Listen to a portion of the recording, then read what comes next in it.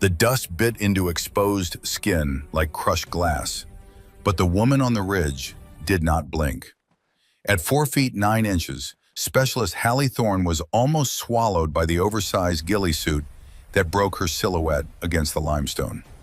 The wind howled across Hill 3050 with the voice of something ancient and hungry, threatening to peel her off the mountain face. 3,050 meters below, 7 heat signatures glowed white against the cooling rocks through her thermal scope. Her men, pinned down, dying. Hallie's gloved hand moved with microscopic precision, dialing the elevation turret of the ShyTac M200 intervention rifle. The clicks reverberated through her fingertips like a heartbeat. Through the scope, 9 enemy fighters were setting up a mortar tube on the opposite ridge. 30 seconds until the first round dropped. 30 seconds until Viper Team became a memory and a flag-draped coffin. Adjust elevation, 3,050 meters, she whispered to the storm. Her voice was devoid of the tremor shaking the ground beneath her. Wind is howling. It's a suicide shot. But suicide was relative. Staying silent was certain death for the men below. They had called her a doll. By sunrise, she would save all their lives, or die trying.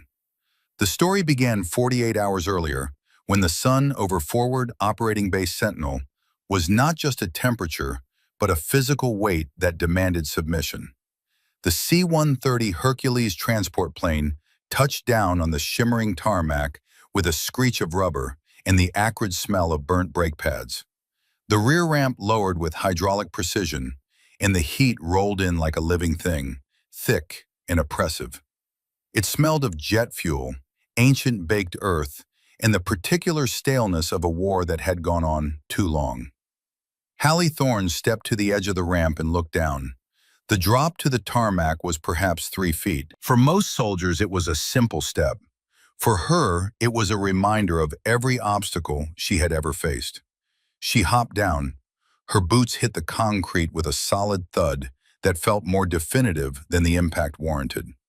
The duffel bag slung across her shoulder weighed nearly 60 pounds, dragging her center of gravity to the left, but her spine remained ramrod straight. She adjusted the strap with gloved hands, her expression hidden behind polarized ballistic sunglasses that reflected the white, hot sky. At 4 feet 9 inches and 108 pounds, Hallie was an anomaly in this world of towering shoulders and bearded jawlines. The ShyTac M200 intervention rifle case strapped to her back was nearly as tall as she was. The weight of the system, including optics, bipod, and specialized ammunition, approached 35 pounds. Add the body armor, water, and survival gear, and she was carrying close to 70% of her body weight. She had carried heavier. She had endured worse. A voice drifted from the shade of a nearby hangar, low but carrying clearly in the stagnant air. "Hey, check it out. Did someone order a mascot?" Laughter followed. Short, sharp, masculine barks of amusement that echoed across the flight line. Hallie did not turn. She had heard the jokes in boot camp, in sniper school, and at every deployment briefing since she earned her tab. The jokes were as predictable as the sunrise. So was her response. She kept walking. The group of men lounging on equipment crates were massive, engineered by genetics and years of lifting heavy iron. Their arms were covered in tattoos that told stories of previous deployments, failed relationships, and misplaced loyalty. Their faces were masked by tactical beards and the particular brand of indifference that came from seeing too much death too young. They wore tan t-shirts with the sleeves cut off and carried themselves with the easy confidence of apex predators. SEAL Team Viper, Tier 1 operators, the best of the best, or so they believed. Hallie stopped in front of the man who seemed to be the center of gravity for the group. He was huge, easily 6'4", with shoulders that seemed engineered to kick down doors. His eyes were the color of slate, cold and evaluating. A faded scar ran from his left eyebrow to his cheekbone, the kind of mark that came from shrapnel or broken glass in close-quarters combat. "Excuse me," Hallie said. Her voice was calm, professional, stripped of any inflection that might be mistaken for deference or challenge. "Captain Blackwood?" The big man looked down. He had to tilt his head significantly to make eye contact. A smirk played on his lips, not of malice exactly, but of genuine disbelief, as if someone had just told him the sun rose in the west and expected him to accept it as fact. "Are you lost, sweetheart?"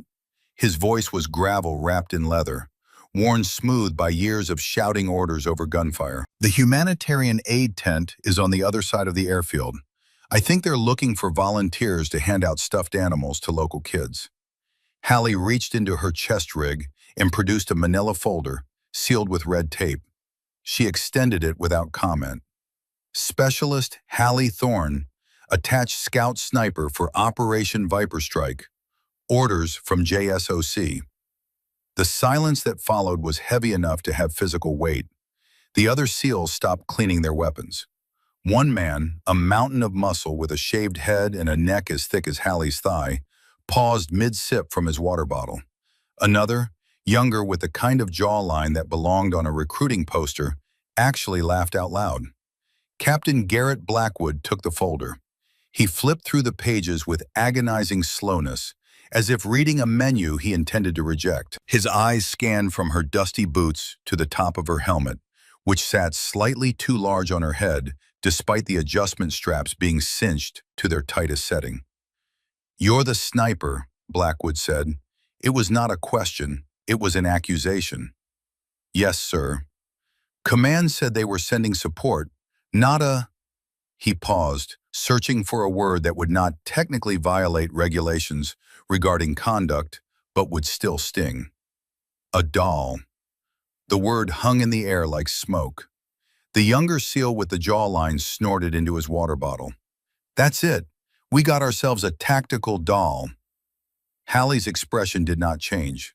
She had been called worse by better men. "My qualification scores are in the file, sir. Sniper school graduate, top 15% of class. 4 confirmed kills on previous deployment. Longest successful engagement at 1,900 meters in Helmand Province. I am certified on the M110, M2010, and ShyTac M200 intervention platforms. I don't care about scores on a paper target, Thorne." Blackwood handed the file back, letting it drop slightly so she had to snatch it from the air. "We hump 80-pound rucksacks 20 kilometers into bad country. If you lag behind, we don't carry you. We leave you. That's the rule. You are a logistical liability before we even step off the wire." "I can carry my own weight, sir." "Your weight isn't the problem." Blackwood leaned in, his shadow completely engulfing her. The temperature difference was measurable. "It's the weight of the mission. People die when we slow down. People die when we get pinned down because someone can't keep pace. People die because someone thought it would be good for morale or publicity or whatever political bullshit put you on my manifest." Hallie looked up at him. The reflection in her sunglasses showed his face, distorted and enormous. "I don't slow down, sir." "We'll see about that." Blackwood straightened to his full height. "Go find a bunk in the overflow tent. Briefing is at 1900 hours. Try not to get lost on the way." He turned his back on her, signaling that the conversation was over. The team resumed their banter, the air of dismissal absolute.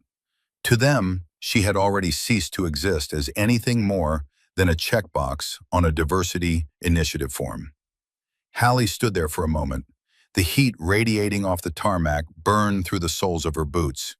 She looked at the captain's broad back, at the way his team orbited him like moons around a planet.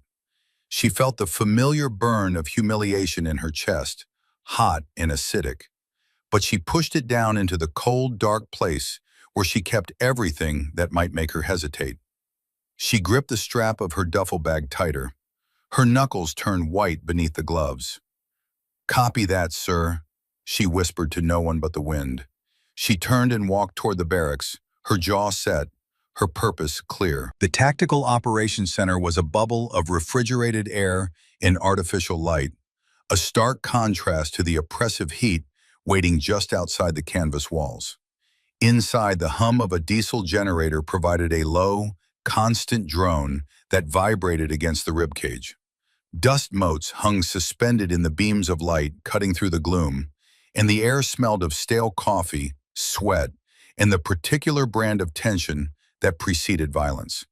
In the center of the tent, a large whiteboard displayed a projected three-dimensional topographic map. The terrain was a jagged scar of limestone canyons and knife-edge ridges known locally as the Devil's Throat. It was a place where the earth itself seemed hostile to human life, where the rocks radiated heat like coals, and the wind carried sand sharp enough to strip paint.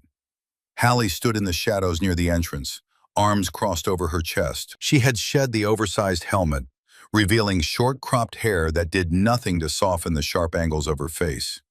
Her eyes moved constantly, reading the terrain, calculating fields of fire, identifying choke points in kill zones. This was her language. This was where she spoke fluently. Captain Garrett Blackwood dominated the room. He moved with the restless energy of a caged predator, a black marker pen squeaking sharply against the whiteboard as he drew red lines through the projected terrain. Alpha insertion here. He tapped a flat plateau on the map. We foot patrol 3 clicks south under cover of darkness. Enter the canyon floor at 0200 hours. Target compound is nestled against the eastern wall. Here. Rapid entry. Secure the HVT. Extract to the LZ before sunrise. The other 6 members of Viper team nodded in unison. To them, it was standard operating procedure. A simple grab and go. They had done it 100 times before in 100 different valleys. The confidence in the room was palpable, the kind that came from surviving when others did not. Hallie's eyes narrowed as she studied the contour lines on the map. The elevation gradients were steep, creating a natural amphitheater around the proposed route. The canyon walls rose like the sides of a bowl, offering perfect, unfilleted fire positions for anyone holding the high ground.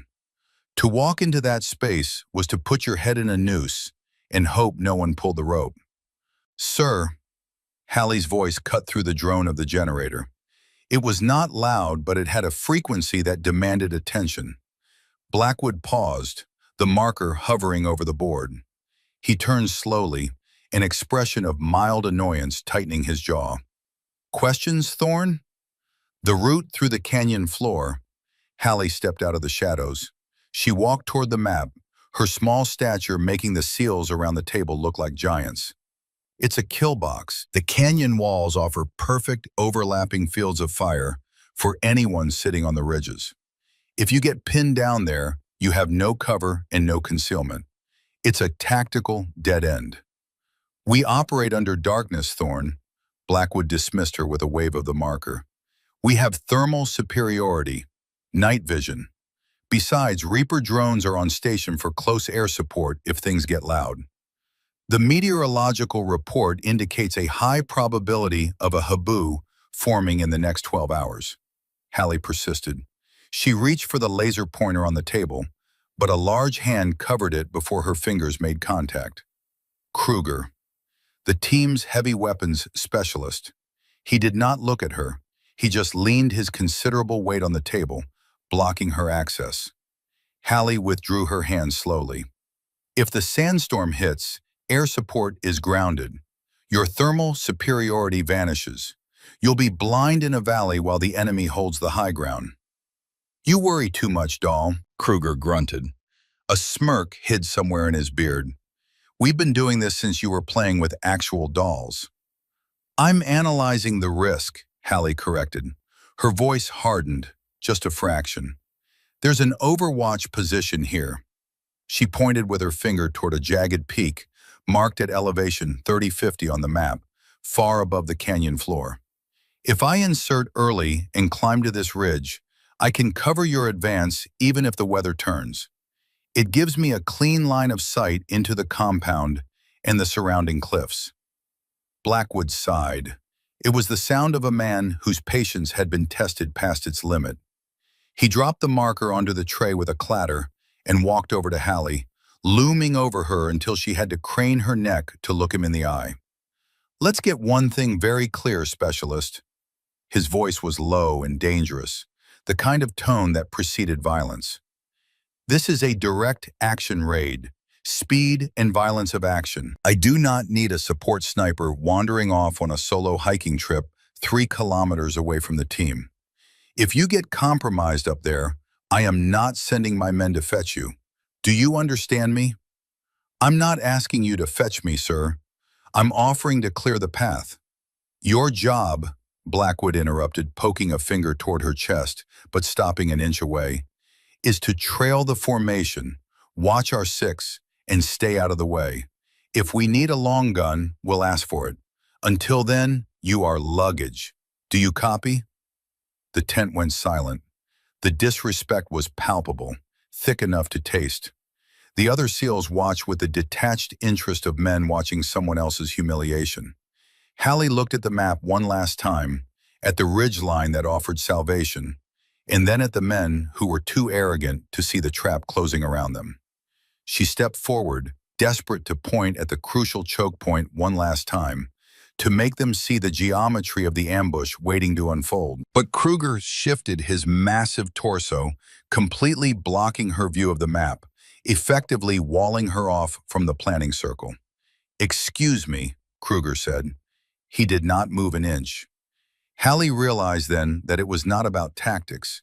It was about hierarchy. To them, she was not a soldier.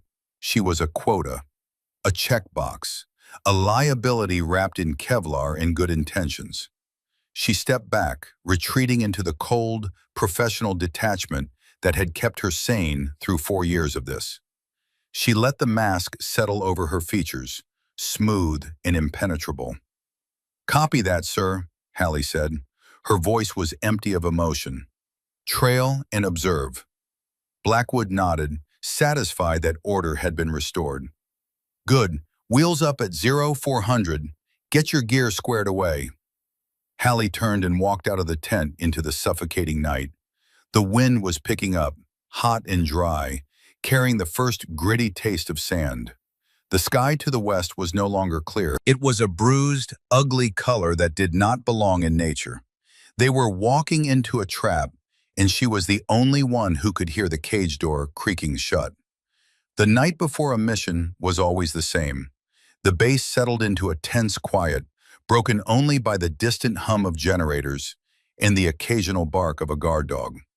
Most soldiers tried to sleep, knowing that rest was a weapon just as valuable as ammunition. Others wrote letters they would never send, or stared at photographs of people whose faces were becoming harder to remember with each deployment. Hallie sat alone in the corner of the equipment bay, a space that smelled of gun oil, canvas, and the particular musk of old sweat baked into nylon. A single work light hung above her position, casting harsh shadows that made the room feel smaller than it was. The Shytac M200 intervention lay disassembled on a rubber mat in front of her. Each component gleamed under the light, meticulously cleaned and inspected. The barrel was a work of art, precision machined to tolerances measured in thousandths of an inch. The bolt was smooth, worn in by thousands of repetitions until it moved like water. The stock was carbon fiber, light and strong, scarred by use but still functional. Hallie's hands moved with the unconscious grace of ritual. She ran a bore snake through the barrel, checking for any carbon buildup that might affect accuracy. She inspected the crown, where the rifling ended, looking for any damage that might destabilize the projectile. She checked the torque on the scope mounting screws with a small wrench, ensuring they were tight but not over-tightened. This rifle was not just a tool. It was an extension of her will. It was the equalizer that made her size irrelevant. Through this scope, at distance, she was 10 feet tall and bulletproof. She began loading magazines. The ammunition was specialized, hand-loaded to exacting specifications. 408 Chi-Tac rounds, each one a miniature work of engineering. The solid copper projectiles were laid-turned, perfectly balanced, designed to remain stable at distances where most bullets tumbled into uselessness. She had 5 magazines, 7 rounds each, 35 chances to make a difference. The last 3 rounds in her kit were different. Silver-tipped, armor-piercing incendiary rounds, API, designed to punch through hardened steel and ignite fuel vapors inside. She hoped she would not need them. Hope was a luxury, but she indulged in it occasionally. From her chest rig, she pulled out a small, weatherproof notepad and a mechanical pencil. She flipped to a clean page and began to sketch the terrain from memory. The Devil's Throat Canyon, the ridge lines, the elevation changes.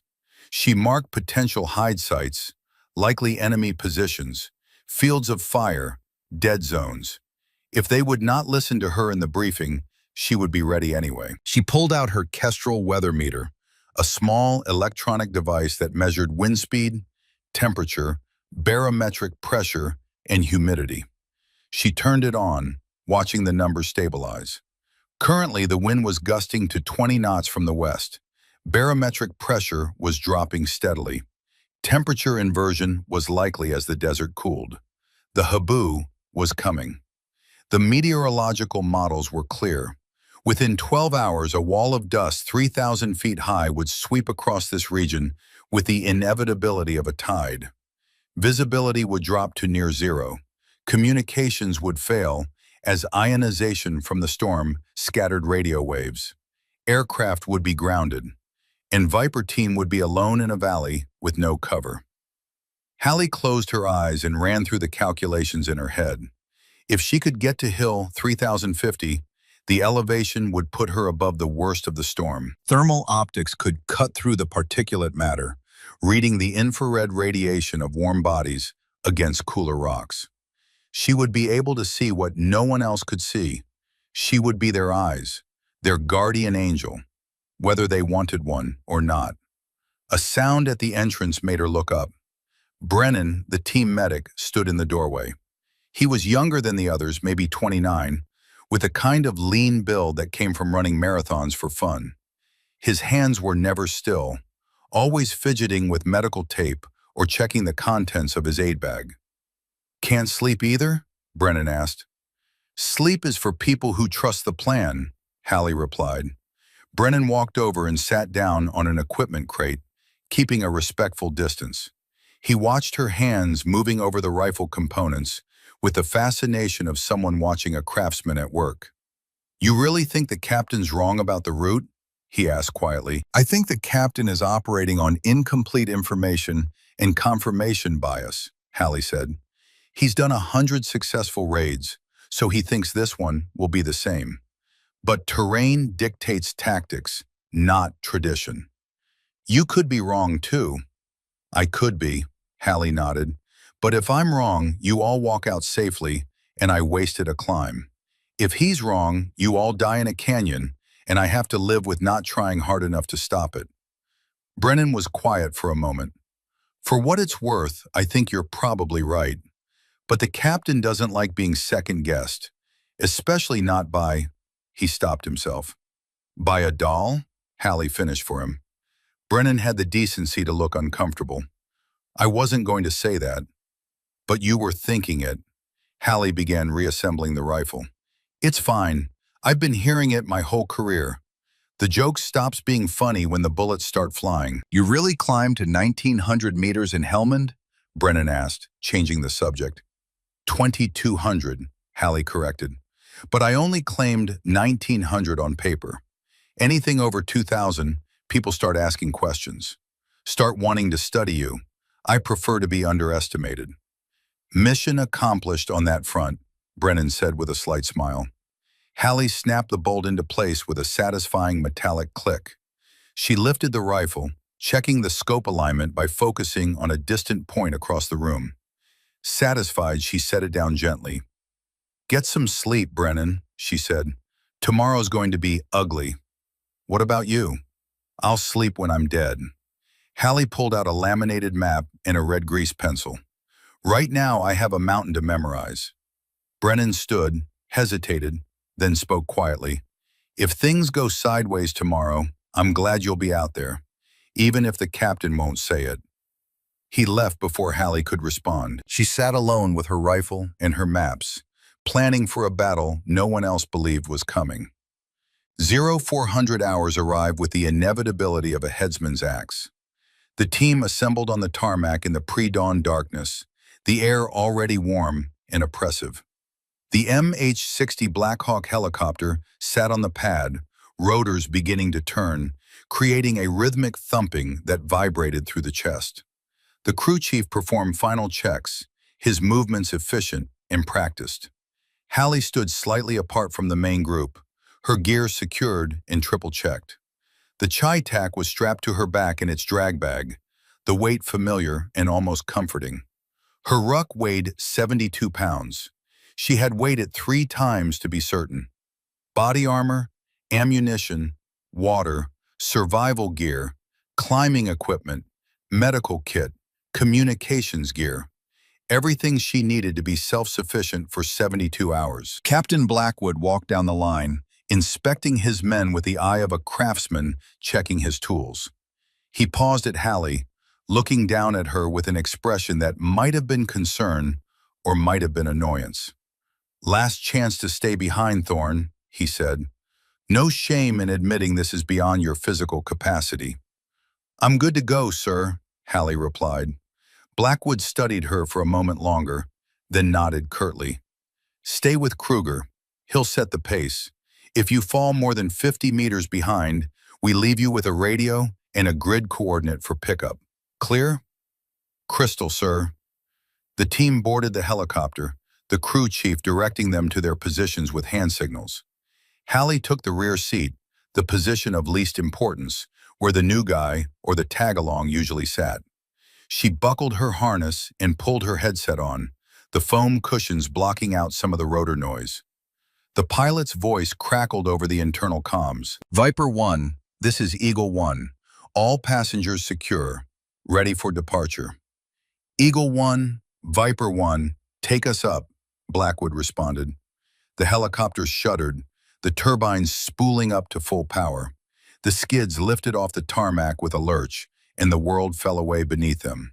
The base shrank to a collection of lights in dark shapes, and then they were flying low and fast over the desert, the rotors beating the air into submission. Hallie looked out the open door. The landscape below was a study in shadows and starlight, empty and vast. In the distance to the west she could see it, a darkness that was not night, a solid wall of deeper black against the sky, blotting out the stars as it approached. The Habu, the monster storm, the thing that would change everything. She checked her watch. 12 hours, maybe less. The flight lasted 30 minutes. The helicopter flared hard, kicking up a cloud of dust as it touched down on a flat stretch of hardpan. The crew chief threw open the doors and shouted over the noise, 30 seconds! Move! Move! Move! The team poured out, spreading into a defensive perimeter, while the helicopter lifted off again, the wash from the rotors creating a brief, blinding dust storm. Then it was gone, the sound fading into the distance, leaving only the wind and the silence of the desert. Blackwood took a knee, consulting his GPS unit and compass. He made a series of hand signals, directing the team into a ranger file formation. Single line, 10 meters spacing between each man. Standard movement formation for terrain where ambush was possible, but not imminent. "Move out," Blackwood whispered into his radio. "Kruger, set the pace. I want us on the ridgeline before sunrise." The team moved out, and the pace Blackwood had ordered was not a patrol speed. It was a punishment.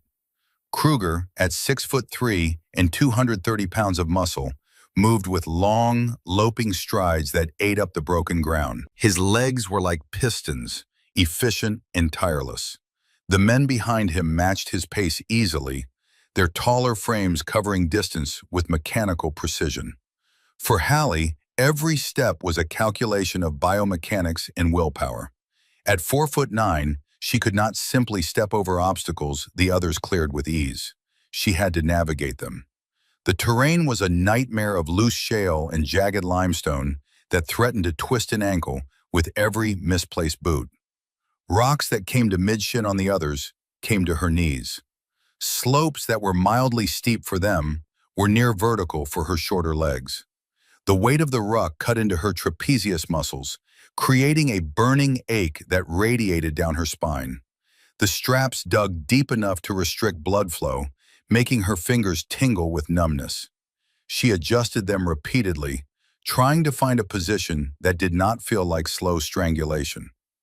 10 minutes into the march, sweat began to sting her eyes. 20 minutes in, her lungs were burning as if she were inhaling broken glass. She focused on the boots of the man in front of her, Kruger, watching the steady rhythm of his steps. She refused to let the gap widen beyond the mandated 10 meters. "Check your spacing, Thorne." Blackwood's voice crackled in her earpiece. "You're drifting." Hallie did not waste breath on a reply. She surged forward, ignoring the screaming protest of her quadriceps, closing the gap. Her heart hammered against her ribs like a prisoner demanding release. They wanted her to quit. They were waiting for her to call a halt, to beg for a break, to prove that biology was destiny. She would die of cardiac arrest before she gave them the satisfaction. An hour into the march, the terrain grew steeper. They scrambled up a scree slope, loose gravel sliding beneath their boots. Kruger paused at the top, ostensibly to check his compass, but Hallie saw him glance back, watching her struggle for purchase, her boots sliding on the loose rock, the barrel of her massive rifle catching on a low-hanging branch. She clawed her way up, fingers digging into the gravel, pulling herself forward with pure stubbornness. Kruger waited until she was 5 meters away, then spoke loud enough for the others to hear. "Heavy load for a little lady," he said, his voice carrying false concern. He reached out a hand toward her rifle. "Why don't you let me take the cannon? You look like you're about to snap in half." It was the turning point. The offer was not chivalry. It was an insult wrapped in practicality. If she handed over her weapon, she would cease to be a soldier. She would become a protected asset, a passenger. Hallie slapped his hand away. The sound was sharp, like a dry twig snapping. "Touch my weapon," she hissed, her eyes dark and fierce behind her ballistic glasses. "And you'll lose a finger. I carry my own kit." Kruger blinked, surprised by the venom in the small woman's voice. He held up his hands in mock surrender and turned back to the climb. But the smirk was gone. Hallie adjusted her footing, drove her boots into the gravel, and pushed herself up the slope. The anger was better than exhaustion. It was fuel. She burned it to keep moving. By the time they crested the ridge overlooking the Devil's Throat Valley, the sun was beginning to rise. The team went to a knee, scanning the vast depression below. The canyon was a scar in the earth, dark and foreboding, even in the growing light. Blackwood signaled for a halt. He pulled out his map, frowning as he compared it to the terrain. Then he looked up at the sky. The air had changed. The dry heat was being replaced by something stranger, a static charge that made the hair on arms stand up. The western horizon was no longer visible. It was obscured by a wall of beige that seemed to stretch from earth to heaven, undulating like a living thing. "Sir," Hallie whispered into her mic, her breath finally steadying now that they had stopped. "Look at the sky." Blackwood looked up, his eyes narrowed. The haboo was no longer a probability on a weather report. It was a physical presence, a monster storm bearing down on them with the weight of geological time. "How long until it hits?" Blackwood asked, his voice tight. Hallie checked her kestrel meter, reading the barometric pressure and wind speed. 4 hours, maybe less. Blackwood studied the canyon below, then the approaching storm, then his men. Hallie could see the wheels turning behind his eyes. He was calculating risk versus reward, speed versus caution. "That gives us a window," he finally said. "The noise will cover our insertion. We move fast, hit the compound, hunker down before the worst hits. This could work in our favor." Hallie moved closer, kneeling near a cluster of scrub brush. Something had caught her eye, an irregularity in the natural chaos of the desert floor. She pulled out a small flashlight and shone it into the depression near a limestone outcrop. Tire tracks, deep, wide treads pressed into the hard-packed earth. "Sir," Hallie called out, "you need to see this." Blackwood sighed audibly and walked over. Kruger and Brennan followed, their expressions showing varying degrees of annoyance. "What now, Thorne?" "Tire tracks," Hallie said, pointing. "Heavy-duty run-flat combat tires. Look at the tread pattern. This isn't a civilian vehicle. This is military-grade, probably an up-armored technical or troop transport." Blackwood squinted at the dirt. "This is a smuggling corridor, Thorne. Local warlords run opium and weapons through here in old Soviet trucks all the time. It doesn't mean the target knows we're coming. The compression depth suggests fully loaded vehicles," Hallie countered. "And there's not just one set of tracks. There are overlaps. 3, maybe 4 vehicles. They move through here." She checked the edge of the impression, running her gloved finger along it. The edges were sharp, not eroded by wind. "Less than 2 hours ago, heading directly for the ridgeline overlooking the valley. If they were setting an ambush, our drones would have picked up heat signatures before the weather turned," Blackwood argued. "We had eyes on this valley until an hour ago. Nothing but rocks and wind." "They could have arrived after the last drone pass," Hallie said, standing up to face him. At 4'9", the top of her helmet barely reached his chest. "Sir, if we go into that valley and those vehicles are on the ridge, we're walking into a grave. We need to clear the high ground first." "Negative," Blackwood's voice hardened. "We don't have time to play it safe. The storm is our cover. We go low, we go fast. Viper team, on me, double time." He turned and signaled the team forward. The SEALs moved out without hesitation, descending the slope toward the darkening maw of the canyon floor. They moved with the confidence of men who believed technology and firepower made them invincible. Hallie stood still, the wind whipping her clothing. Sand was starting to sting her exposed cheeks. She looked at the descending team, then up at the jagged spine of the mountain range to her east. Hill 3050 loomed like a watchful sentinel, its peak already obscured by the leading edge of the approaching storm. Her gut twisted with the same feeling she had experienced in Helmand Province, seconds before an IED detonated. The silence before the scream. If she followed them down, she would be just another gun in a kill zone, blind and useless when the storm hit. If she went up, she would be disobeying a direct order from a superior officer in a combat zone. Court-martial. Dishonorable discharge. The end of everything she had worked for. But if she did nothing, they would die. Hallie looked at Blackwood's retreating back one last time. He was not listening. He would not listen until the first bullet cracked past his ear. She made her choice. She did not follow the file down into the canyon. Instead, she shifted her weight, checked the seal on her optical scope, and turned toward the steep, unforgiving ascent of the eastern cliffs. "Going dark," she whispered into her radio, reaching up to turn the volume down to barely audible. She began to climb. A lone shadow detaching itself from the pack, moving upward as the sky fell down. Behind her, Blackwood's voice crackled with rage over the radio. "Thorne, return to formation immediately. That is a direct order. Thorne, do you copy? If you do not acknowledge in 5 seconds, I am logging this as desertion under fire." Hallie twisted the volume knob until the voice was nothing but a ghost in her ear. She needed silence. She needed to feel the rock, to judge the friction of stone against her boots. She needed absolute focus. The climb would take everything she had, and if she failed, if she fell, no one would come looking for her body. But if she succeeded, she would save them all. The mountain rose before her, vertical and merciless. Hallie Thorne reached up, jammed her fingers into a crack in the limestone, and pulled herself skyward. Below, Viper team disappeared into the Devil's Throat, walking into darkness. Above, the storm wall swept closer, a tsunami of earth and wind that would swallow the world. And between them, one small woman climbed toward the only vantage point that mattered, carrying a rifle and a promise she intended to keep. The rock face was not merely steep, it was a vertical rejection of human presence, a wall of ancient limestone that had stood for millennia and had no interest in accommodating the ambitions of a woman who weighed barely more than her equipment.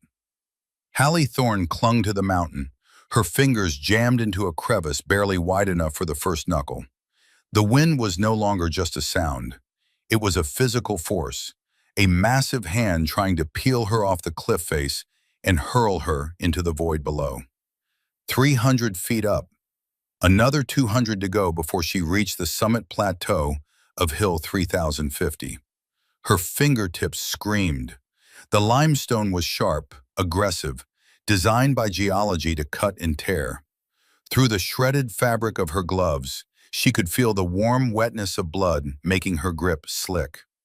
Every muscle in her forearms burned with a particular agony of sustained tension, the kind of pain that whispered seductive lies about letting go, about rest, about the sweet release of gravity. She ignored the whispers. She had learned long ago that pain was just information, and information could be filed away and dealt with later. The ShyTac M200 intervention strapped to her back was a lead anchor, its barrel scraping against the stone with every upward lunge, the weight threatening to pull her center of gravity away from the wall. At 35 pounds, the rifle system was nearly a third of her body weight, distributed in the worst possible way for climbing. But she could not leave it. The rifle was not just a tool, it was the reason for the climb. Her right boot found a narrow ledge, barely an inch wide. She tested it with half her weight, feeling the stone for stability. It held. She committed, pushing up, her left hand reaching for a horn of rock 6 inches above her head. Her fingers closed around it. She pulled. The world was reduced to a sequence of singular movements. Reach, test, commit, breathe. The mental checklist that kept climbers alive when the margin between success and death was measured in finger strength and will. At 4 feet 9 inches, Hallie had advantages on vertical terrain that her larger colleagues could never match. Her strength-to-weight ratio was exceptional. Where a 200-pound man had to haul all that mass upward with brute force, she could flow from hold to hold with the efficiency of a spider. Her smaller hands and feet could exploit features that would be useless to someone with size 12 boots and ham-sized fists. But the disadvantages were equally real. Her reach was shorter. Moves that would be a simple stretch for a tall climber required dynamic lunges for her. Moments of controlled falling where all 4 limbs left the rock simultaneously. And the weight of the rifle negated every natural advantage she possessed. Above her, the leading edge of the haboo struck the peak. The world went from twilight to darkness in seconds, the brown wall of dust swallowing the sun. Visibility dropped to near zero. The temperature plummeted as the superheated air was displaced by the cooler mass of the storm. The wind hit with the force of a freight train, howling across the exposed cliff face with sustained gusts that had to be pushing 60 knots. Hallie pressed herself flat against the rock, becoming part of the stone. The dust bit into every exposed surface, finding its way past her ballistic glasses, into her nose, her mouth, the collar of her uniform. It was like being sandblasted, a constant abrasive assault that would strip skin given enough time. She could not see. The rock face disappeared into a brown void 6 inches from her face. She navigated by touch alone, her fingers reading the stone like braille, finding the cracks and ledges and solution pockets that would accept her weight. Time became meaningless. She did not know if she had been climbing for 5 minutes or 50. The only reality was the next handhold, the next foothold, the next breath between mouthfuls of dust. Her right hand found the edge of something flat. She explored it with her fingers, mapping its shape. A ledge. A real ledge. Not just a narrow lip, but a horizontal surface wide enough to stand on. The summit plateau. Hallie pulled herself over the edge and collapsed onto the flat rock, gasping for air that was more dust than oxygen. Her body shook with exhaustion, her muscles twitching with the aftershocks of sustained effort.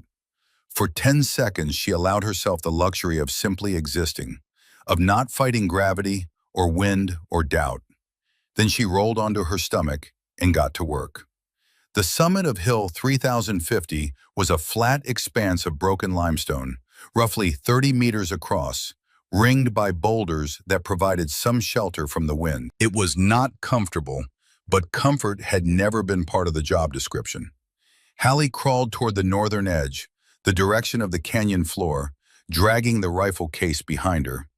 She pulled the shy tack from its drag bag, her hands moving with practiced efficiency despite the trembling in her fingers. She deployed the bipod, driving the legs deep into gravel until they found purchase. She pulled the drag bag forward and stuffed it with loose rocks, creating a stable rest for the buttstock. She checked the scope, ensuring no dust had infiltrated the sealed optics. Clean. She pressed her eye to the scope and activated the thermal imaging unit clipped in front of the daytime optic. The world transformed.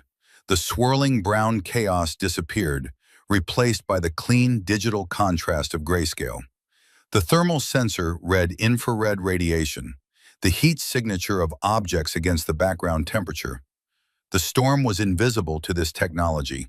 It could only see warmth. And 3 kilometers below, huddled near a cluster of boulders on the canyon floor, 7 distinct heat signatures glowed white-hot against the cooling rocks.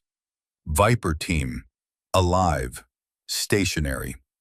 Hallie felt something tight in her chest release, just slightly. They had made it to cover before the worst of the storm hit. They were blind, pinned down by wind and dust, but they were alive. She panned the scope slowly, scanning the surrounding terrain, the ridges, the approaches, the high ground she had warned them about. Her heart stopped.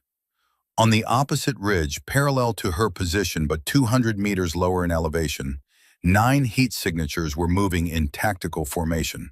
They were not the erratic stumbling of civilians caught in a storm. This was purposeful movement, disciplined intervals, the signature of trained fighters who knew exactly where they were going. They were carrying long, tubular objects on their backs. Hallie increased magnification, her breath catching in her throat. Mortar tubes, RPG launchers, heavy weapons. This was not a patrol. This was a hunter-killer team, and they were setting up a perfect L-shaped ambush with overlapping fields of fire. They knew Viper team was in the canyon. They were using the Habu as cover, moving under the cloak of noise in blindness to establish a kill zone. The doll had been right, and no one was listening. Hallie reached for her radio with trembling fingers, keying the mic. Viper 1, this is Overwatch. Break. You have multiple contacts maneuvering on your east flank. Elevation 200, distance 400 meters from your position. 9 hostiles, heavy weapons. Ambush imminent. Static. A wash of white noise hissed back at her, the sound of electromagnetic interference from the ionized dust. Captain Blackwood, do you copy? Ambush imminent. Move your team now. Nothing but the hiss of the storm, the ghost voices of a failed communication system. She watched through the scope, helpless, as the enemy team stopped. They began to dismantle the tubes from their backs, setting up firing positions.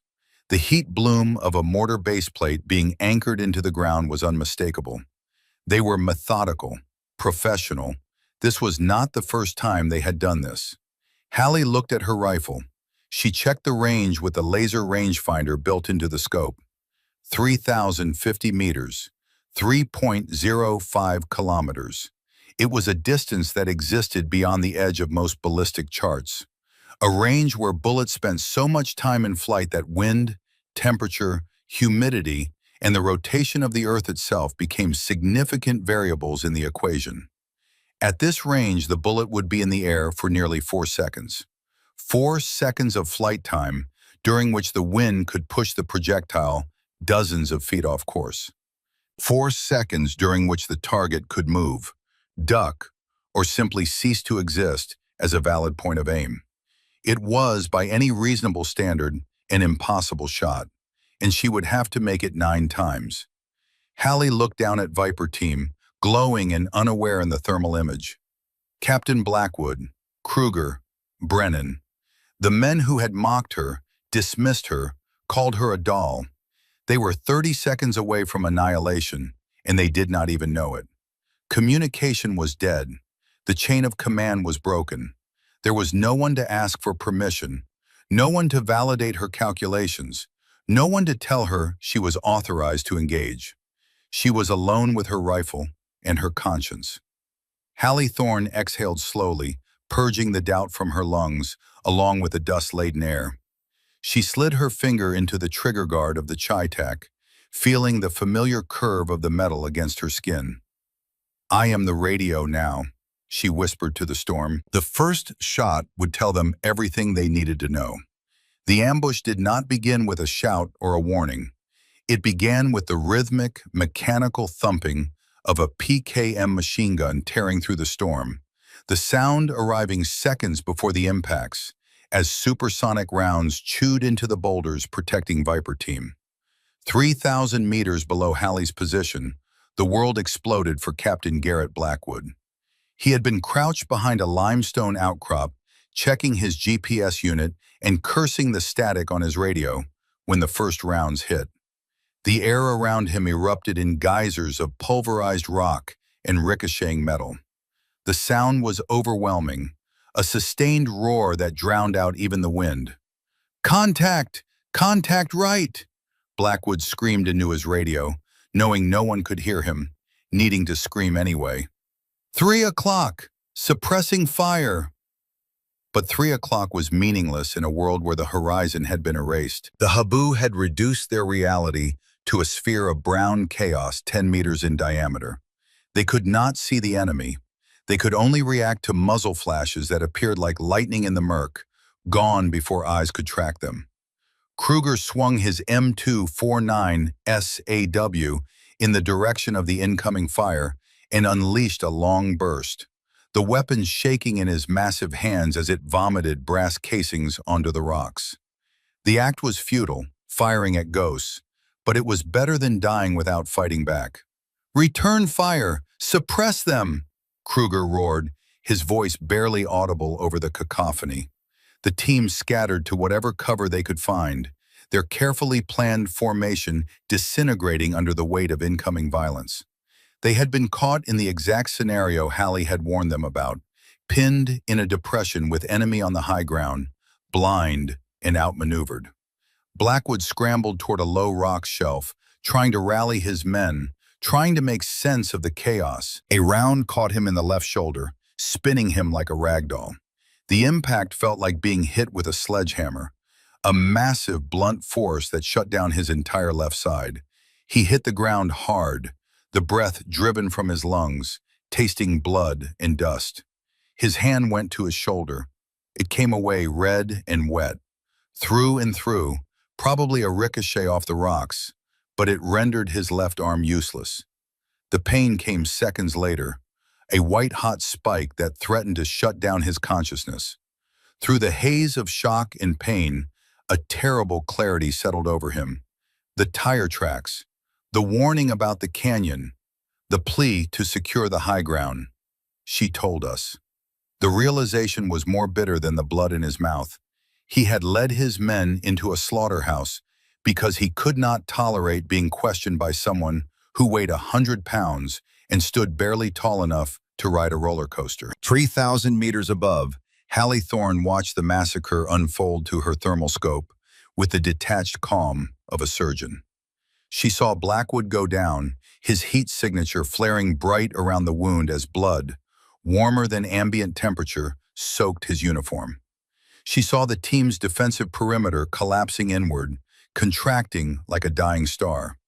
But her attention was locked on the greater threat. On the opposite ridge, the enemy mortar team had finished setting up. The tube was angled high, pointed directly at the depression where Viper Team was pinned. One of the fighters held a mortar round, preparing to drop it down the tube. Once that round left the tube, the men below were dead. The confined space of the rocky depression would focus the blast wave, amplifying its lethality. The shrapnel would ricochet off every surface, turning the entire area into a blender of supersonic metal. Hallie's world narrowed to the dimensions of her scope. The crosshairs settled on the man holding the mortar round. He was 3,050 meters away, standing on a ridge 200 meters lower than her position, surrounded by swirling dust that would push her bullet sideways with invisible hands. She checked her data. Wind at her position, 45 knots, gusting to 60. Temperature dropping rapidly. Barometric pressure still falling. Humidity near zero. The ballistic computer in her scope fed her a firing solution, but it was based on assumptions that might be wrong. She had to aim 40 feet to the left of her target. She had to trust 4 years of training, 10,000 practice rounds, and the mathematics of violence. Hallie dialed the elevation turret. 73 minutes of angle. The click sounded like a countdown. She dialed the windage. 32 minutes right, compensating for the left-to-right crosswind. Her crosshairs now rested on empty air, on a point in space where nothing existed. To hit the target, she had to shoot at nothing and trust the invisible forces would bend her bullet back toward flesh. She waited for the wind. Not for it to stop, it would not stop, but for a lull, a microsecond of lesser chaos. The gust meter on her Kestrel showed a momentary drop, 50 knots to 42. Now. Sending it, Hallie whispered. She squeezed the trigger. The mechanism was smooth, a glass rod breaking, no creep or hesitation. The rifle erupted. The muzzle brake channeled gases sideways, kicking up a cloud of dust that momentarily obscured her vision. The recoil slammed into her shoulder like a freight train, a violent reminder that physics did not care about her size. The bullet, a 419-grain solid copper projectile, screamed out of the 30-inch barrel at 2,900 feet per second. 1 second. The bullet stabilized in flight, spinning at 180,000 revolutions per minute, gyroscopic forces keeping it pointed true even as wind tried to push it off course. 2 seconds. Gravity pulled it downward in a parabolic arc. The bullet had already dropped 50 feet from the line of bore, falling through space at an accelerating rate. 3 seconds. The wind pushed it laterally, the forces complex and chaotic, turbulence from the storm creating eddies and vortices that buffeted the projectile like a leaf in a hurricane. 3.8 seconds. The bullet, now subsonic, tumbled slightly as it lost stability, the transonic transition creating minor perturbations in its flight path. Impact. Through the thermal scope, Hallie watched the enemy mortar loader jerk violently, his torso snapping backward as if yanked by invisible wires. The heat signature bloomed bright white as the copper projectile, carrying 3,000 foot-pounds of kinetic energy, punched through his chest and exploded out his back in a spray of superheated tissue. The mortar round tumbled from his hands, rolling harmlessly down the slope. There was no sound of impact at this range. No confirmation except the visual evidence of sudden, catastrophic violence. The man crumpled. He simply ceased to function, his strings cut, his heat signature dimming as blood cooled on the rocks. Down in the valley, Captain Blackwood flinched, expecting the mortar explosion. Instead, he saw something impossible through the brown murk. One of the enemy fighters on the ridge above him suddenly dropped, a spray of dark mist erupting from his torso. There was no gunshot. The sound, if it existed, was swallowed by the storm. The enemy team froze. Confusion rippled through their formation. They looked around, searching for the threat. They knew the Americans below did not have the angle or the range. They knew the sound signature was wrong. Someone had just reached out from nowhere and removed one of them from existence. Blackwood pressed himself into the rock, his mind racing through tactical impossibilities. The angle was too steep. The sound was wrong. Unless... He turned his head slowly, looking back toward the eastern cliffs, toward the towering spire of Hill 3050 that was now invisible in the storm. "Thorn," he breathed, the word half prayer, half disbelief. 3,000 meters above, Halley cycled the bolt, the brass casing ejected, spinning through the air before clinking onto the limestone. The sound was crisp and final, a period at the end of a sentence. She did not celebrate. She did not pause to admire her work. She immediately settled back into the stock, her eye returning to the glass. The confusion below would only last seconds. Then they would start looking for her, or they would scatter. She could not allow either. "One down," she whispered, her voice empty of emotion. 8 to go. She shifted the crosshairs to the next heat signature, a man reaching for the fallen mortar tube, trying to complete the mission his comrade had started. The doll was done playing. The surgeon was at work. Target 2, radio operator. He was crouched behind a rock 30 meters from the mortar position, frantically working a handheld radio. He thought he was in cover. From the valley floor, he was. But from Halley's God's eye view, his entire torso was exposed. She adjusted for the slightly different range, 3,020 meters. She compensated for the new wind angle as he had moved to a different aspect relative to her position. The mathematics were different for every shot, a constantly shifting puzzle of physics and probability. She exhaled, found the stillness, squeezed. The rifle roared. 4 seconds of flight time. The radio operator's head snapped back violently, the thermal scope showing the catastrophic disruption of his cranial vault. The backpack radio sparked and died as the bullet passed through equipment and man alike, destroying both. The enemy team's link to their command structure died with him. Blackwood, pressed into the dirt of the canyon floor, heard the distinctive, heavy crack of a high-velocity round passing overhead. Not the sharp, supersonic snap of a nearby shot, but the deeper, more ominous sound of a bullet that had traveled a great distance before arriving. It was the sound of artillery, of reach, of someone operating at ranges that should not be possible. Another enemy fighter dropped on the ridge, this one simply ceasing to exist in the middle of trying to change positions. No muzzle flash from the valley, no sound that made sense. "Overwatch," Blackwood gasped into his radio, his voice thick with pain and awe. "Thorn, do you copy? Give me a sit rep." Static. But not the dead, empty static of before. This was different. This was the static of a signal trying to break through, modulated by something intelligent on the other end. Then, cutting through the interference, a voice. Calm, professional, absolutely devoid of emotion or vindication. "Viper 1, this is Overwatch. Enemy is regrouping north of your position. Your east flank is open. Move to the 3 o'clock ridge. I will clear the path." It was not a request. It was not a suggestion. It was a statement of tactical reality delivered by someone who could see what he could not. "Copy, Overwatch," Blackwood said, the words catching in his throat. "Moving east." He turned to his team. "You heard her. On your feet. We move to the eastern ridge. Go, go, go!" The SEALs did not hesitate. They trusted Blackwood. And right now, Blackwood was trusting the woman he had called a doll. They broke from cover, moving low and fast across the open ground, expecting at any moment to be cut down by the machine gun fire that had pinned them seconds before. The fire never came, because Halley was faster. Target 3, machine gunner.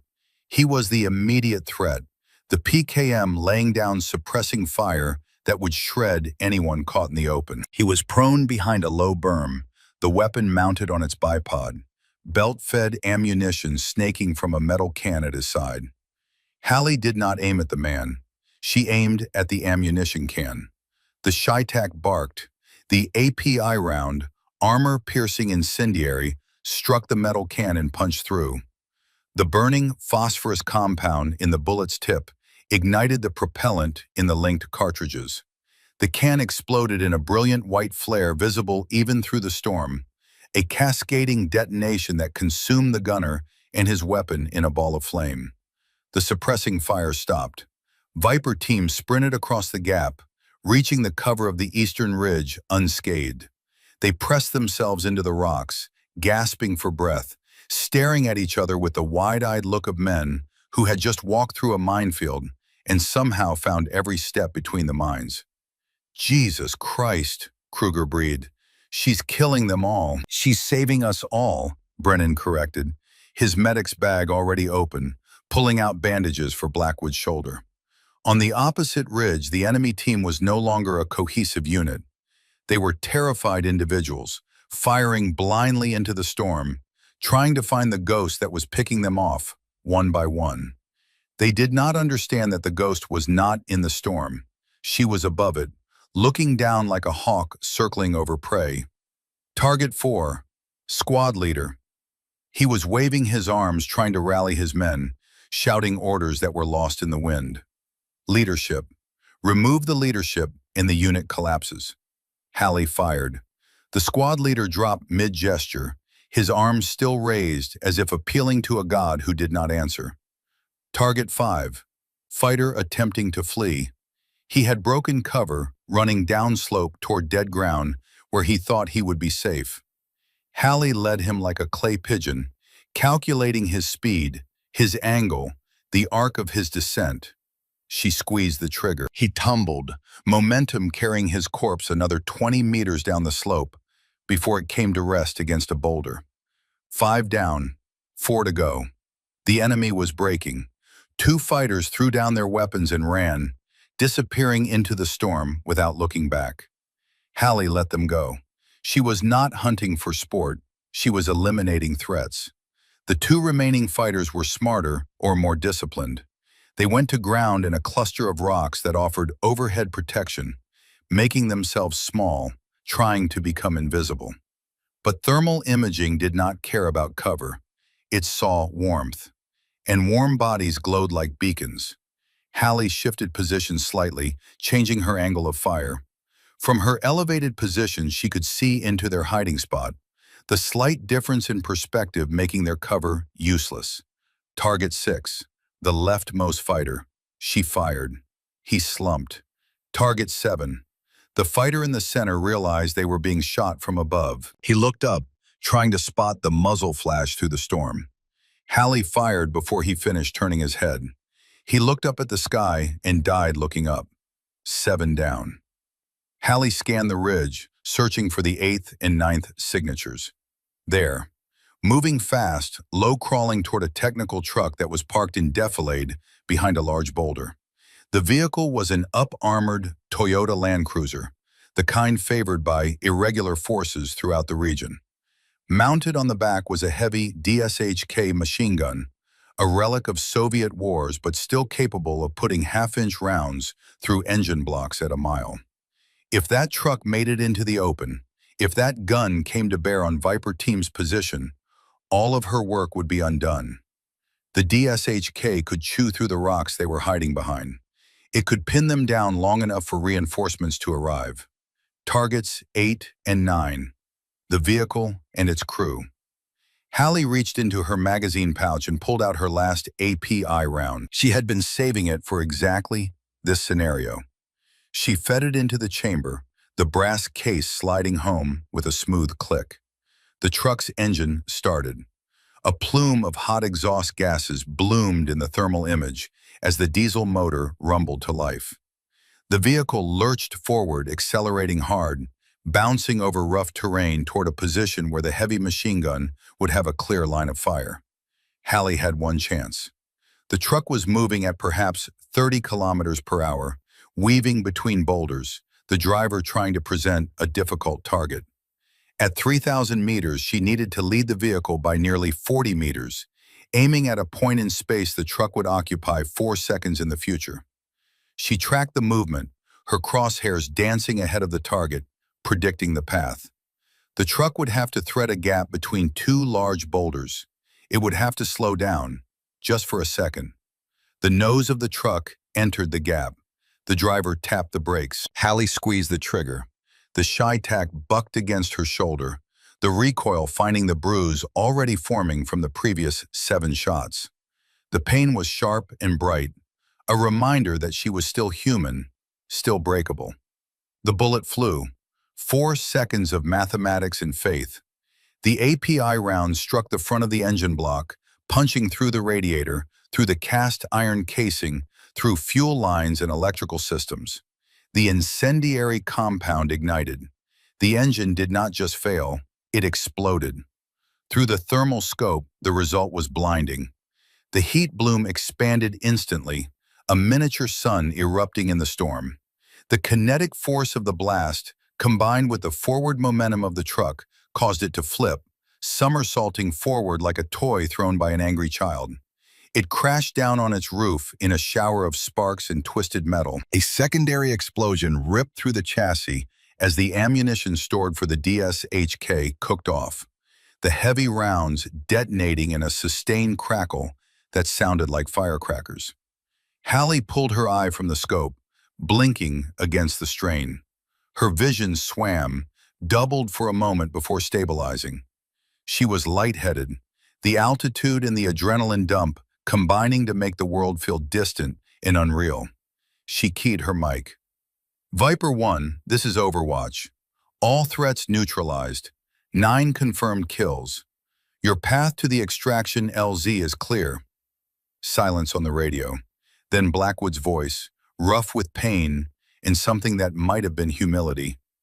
Good kills, Overwatch. Outstanding work. We're moving to the LZ now.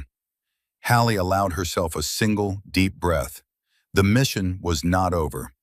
Extraction was always the most dangerous phase, but the immediate threat was gone. She had bought them time.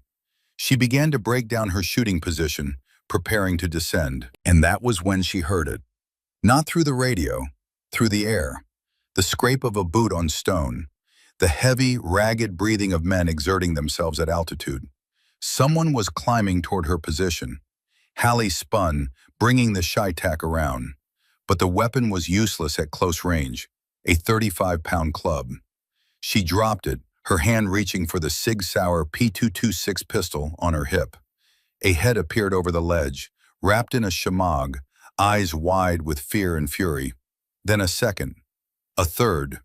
3 enemy fighters who had spotted the trajectory of her shots, who had traced the geometry back to its source, who wanted revenge for their dead comrades. The first man pulled himself onto the plateau, an AK-47 slung across his chest. He saw her. His eyes widened in confusion. Perhaps he had expected a team of snipers. Perhaps he had expected special forces operators. Instead, he saw a small woman, alone, barely tall enough to see over the rifle that lay at her feet. For a critical second, confusion held him motionless. Hallie did not hesitate. Her hand closed on the M18A1 Claymore mine she had positioned earlier, the firing clacker already in her palm. She had anticipated this exact scenario. The chess player in her had seen 3 moves ahead.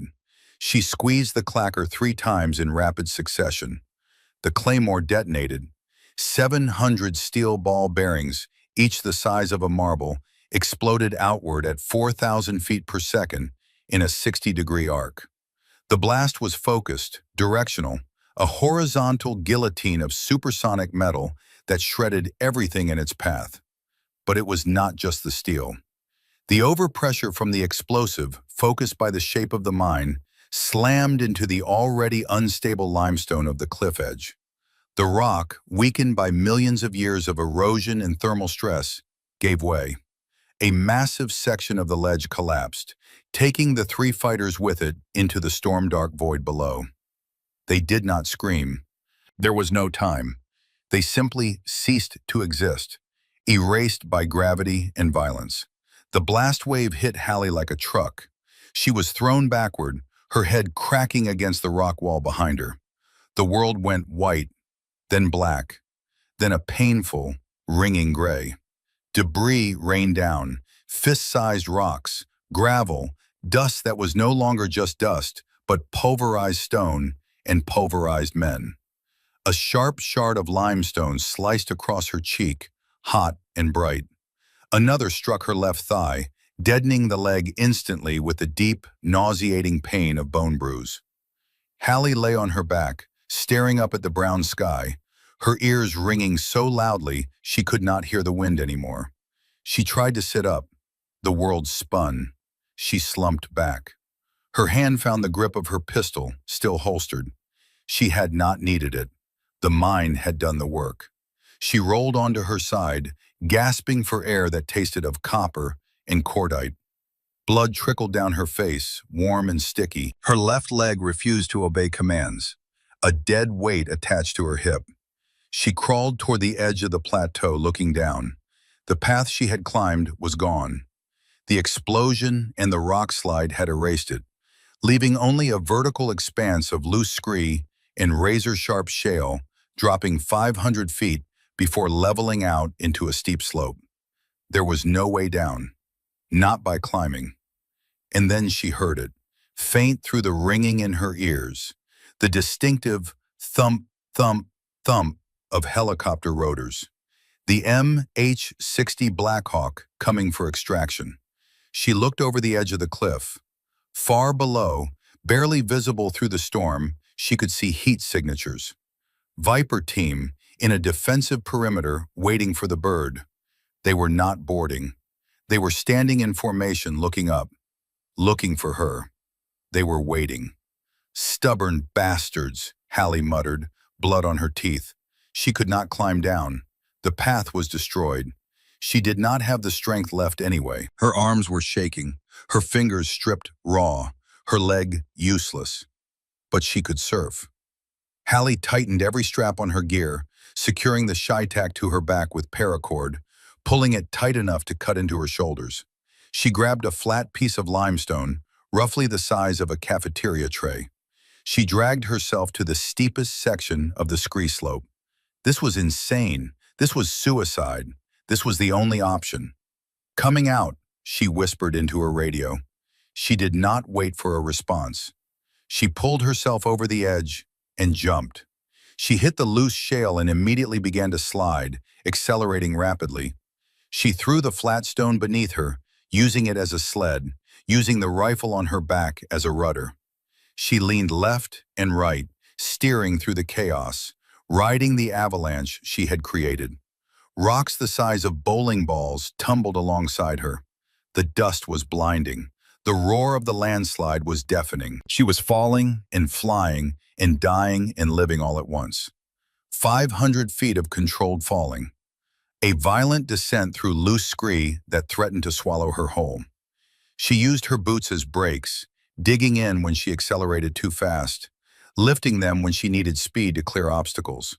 She hit the transition to the lower slope and tumbled, rolling, the world spinning, sky and ground exchanging places repeatedly. She wrapped her arms around her head, trying to protect her skull, feeling rocks batter her ribs, her back, her legs. She came to rest at the bottom of the slope in a cloud of dust, 50 meters from where the helicopter was hovering. She did not get up. She could not get up. Everything hurt. Everything was broken or bruised or bleeding. "Heads up! Movement on the slope!" Kruger's voice, shouting over the rotor wash. Through the dust, through the pain, Hallie saw massive shapes running toward her. Kruger reached her first. He did not hesitate. He scooped her up as if she weighed nothing, cradling her like a child, his arms gentle despite their size. "I got you, doll," he shouted over the noise. "I got you." But the nickname sounded different now. It was not an insult. It was something else. Something that acknowledged what she had done, what she had proven. They ran for the helicopter, Kruger carrying her, Brennan running alongside with his medical kit already open. They threw themselves into the cabin. Blackwood, his arm in a makeshift sling, slammed the door shut. "Go, go, go!" he shouted to the pilot. The Black Hawk pitched forward, lifting heavily into the sky, the rotors clawing at the air. The ground fell away beneath them, the Devil's Throat Canyon shrinking to a scar in the landscape. Inside the cabin, Hallie lay on the metal floor, her chest heaving, her vision blurring. She was still gripping the shy-tack, her hands locked around it even in her semi-conscious state. Blackwood reached down, intending to take the rifle for safety, to secure the weapon. Hallie's eyes snapped open. Her hand tightened on the rifle.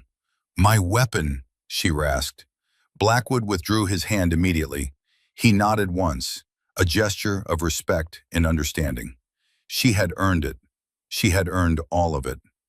The helicopter banked left, leaving the storm behind, flying toward the safety of the base. In the cabin, Viper team sat in silence, watching the small woman who had just saved all their lives, still refusing to let go of the rifle that made her a giant. The interior of the MH-60 Blackhawk was a vibrating metal womb, smelling of hydraulic fluid, stale sweat, and the metallic tang of dried blood. The roar of the twin turbine engines and the rhythmic thumping of the main rotor blades created a wall of sound that made speech nearly impossible, reducing communication to hand signals and the language of thousand-yard stares. Hallie Thorne sat slumped against the canvas webbing of the troop seat, her legs extended straight out in front of her. The adrenaline that had carried her through the climb, the shooting, and the suicidal descent was evaporating like water on hot steel, leaving behind a cold, trembling exhaustion that made her bones feel hollow. Her uniform was torn at the knees and elbows, shredded by limestone and violence. Her face was a mask of gray dust, streaked with sweat and blood, where the flying shale had cut her skin during the explosion. The Shytac M200 lay across her lap, still gripped in hands that refused to release, even in semi-consciousness. Her gloves were destroyed, the fabric shredded at the fingertips, dark with blood that was partly hers and partly absorbed from the rifle itself. The weapon was covered in dust, scratched and battered, but the action was closed and safe. Even broken and bleeding, she had maintained her discipline. Brennan, the team medic, unbuckled his harness and moved across the vibrating floor on his knees. He glanced at Captain Blackwood, whose left arm hung useless in a makeshift sling fashioned from a torn t-shirt, the fabric already soaked through with blood. The captain's face was pale under the grime, his jaw set against pain that would have put most men into shock. Brennan reached for Blackwood's injured shoulder, his hands already pulling a pressure bandage from his medical kit. Blackwood shook his head sharply. He gestured toward Hallie with his good hand, the order unmistakable even without words. "Check her first." Brennan's eyes widened slightly, but he nodded.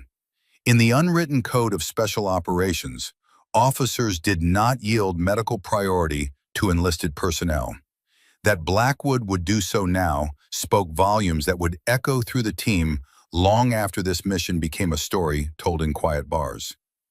Brennan shifted his attention to the small woman slumped in the corner. He moved carefully, as if approaching something wild that might bolt or bite. "Specialist Thorne, I need to check your injuries. Can you hear me?" Hallie's eyes opened, focusing slowly. She tried to wave him off, her instinct to hide weakness still flaring, even as her body betrayed her. But her hand lacked the strength to complete the gesture. Brennan gently pulled a knife from his kit and began cutting away the fabric of her left trouser leg, where a massive rock had struck during the blast. The skin underneath was a horrific canvas of deep purple bruising and lacerations, the kind of injury that spoke of blunt force trauma severe enough to crack bone. Swelling was already distorting the natural contours of her calf and thigh. He poured antiseptic over the wounds. Hallie hissed through her teeth, her head falling back against the fuselage wall, her eyes squeezed shut. The pain was bright and sharp, cutting through the fog of exhaustion. But she did not cry out. She had learned long ago that tears accomplish nothing except to give observers the satisfaction of seeing you break. Across from her, Kruger sat with his head tilted back, staring at the ceiling of the helicopter. His massive hands that could palm a basketball or crush a man's windpipe, were trembling slightly. He lowered his gaze to Hallie, watching Brennan work on her ruined leg. Those same hands were now stained with her blood from when he had carried her to the helicopter. He looked down at his palms, at the rust-colored smears, and something in his expression shifted. It was not quite guilt, not quite shame, but a recognition of profound miscalculation. He nudged the SEAL next to him, a younger operator named Hicks, who still had the kind of jawline that belonged on recruiting posters. Kruger pointed silently at Hallie's hands where they gripped the rifle. Hicks followed the gesture and saw what Kruger had seen. The gloves were not just torn, they were shredded to nothing at the fingertips, the fabric completely gone, exposing raw flesh that had been abraded down to subcutaneous tissue. Blood had soaked into the tactical fabric of the gloves, creating dark stains that extended halfway up her forearms. She had literally torn her hands apart climbing that mountain, and she had done it while carrying a rifle that weighed a third of her body weight. Hicks whispered something to the man next to him, who looked and then passed it along. A silent wave of realization rippled through the team. They were alive because a woman had shredded her own body to reach a position they had declared impossible, then executed 9 perfect shots at a range most of them could not have achieved on their best day at a controlled range. The silence in the cabin became something different. It was no longer the silence of men too tired to speak. It was the silence of men confronting the inadequacy of language to express what they were feeling. Captain Garrett Blackwood watched this realization spread through his team. His own reckoning had come earlier, in the moment he saw the first enemy fighter drop from an impossible distance, killed by a bullet that could only have come from the place he had forbidden anyone to go. He looked at Hallie now, at the way she still held that rifle as if it were the only thing anchoring her to consciousness. He thought about the words he had used: doll, liability, luggage. The shame of it sat in his gut like broken glass. Brennan finished bandaging Hallie's leg and moved to check her other injuries. He examined the cut on her cheek, cleaning it with gentle efficiency. It would scar, a thin line from her cheekbone to her jaw, a permanent reminder of the day she had defied orders and saved 7 men who had not deserved saving. "You need to stay awake, specialist," Brennan said, his voice cutting through the rotor noise. "Possible concussion from that blast. I need you to keep your eyes open." "How long to base?" Hallie's voice was hoarse, abraded by dust and exertion. 10 minutes, Brennan replied. "Then I'll sleep in 11, she said, her eyes drifting closed despite his instructions. Brennan looked to Blackwood with concern. The captain made a gesture that might have been permission or might have been resignation. Let her rest. She had earned it. The Black Hawk banked left, the motion pressing everyone against their restraints. Through the open doors, the landscape scrolled past below, the Devil's Throat Canyon now just a distant scar receding into the haze. The storm was breaking up, the haboo's fury spent, leaving behind a world scrubbed clean and colorless. Kruger leaned forward, his elbows on his knees, his eyes still on Hallie. "Hey," he said, loud enough to carry over the engines. "Doll." Hallie's eyes opened, focusing on him with difficulty. "That was the best shooting I've ever seen," Kruger said. His voice was stripped of sarcasm, of condescension, of everything except honest assessment. "I've been doing this for 12 years, worked with Delta, worked with Rangers, worked with the best long gun specialists in SOCOM. What you did up there," he shook his head, "that wasn't shooting, that was surgery."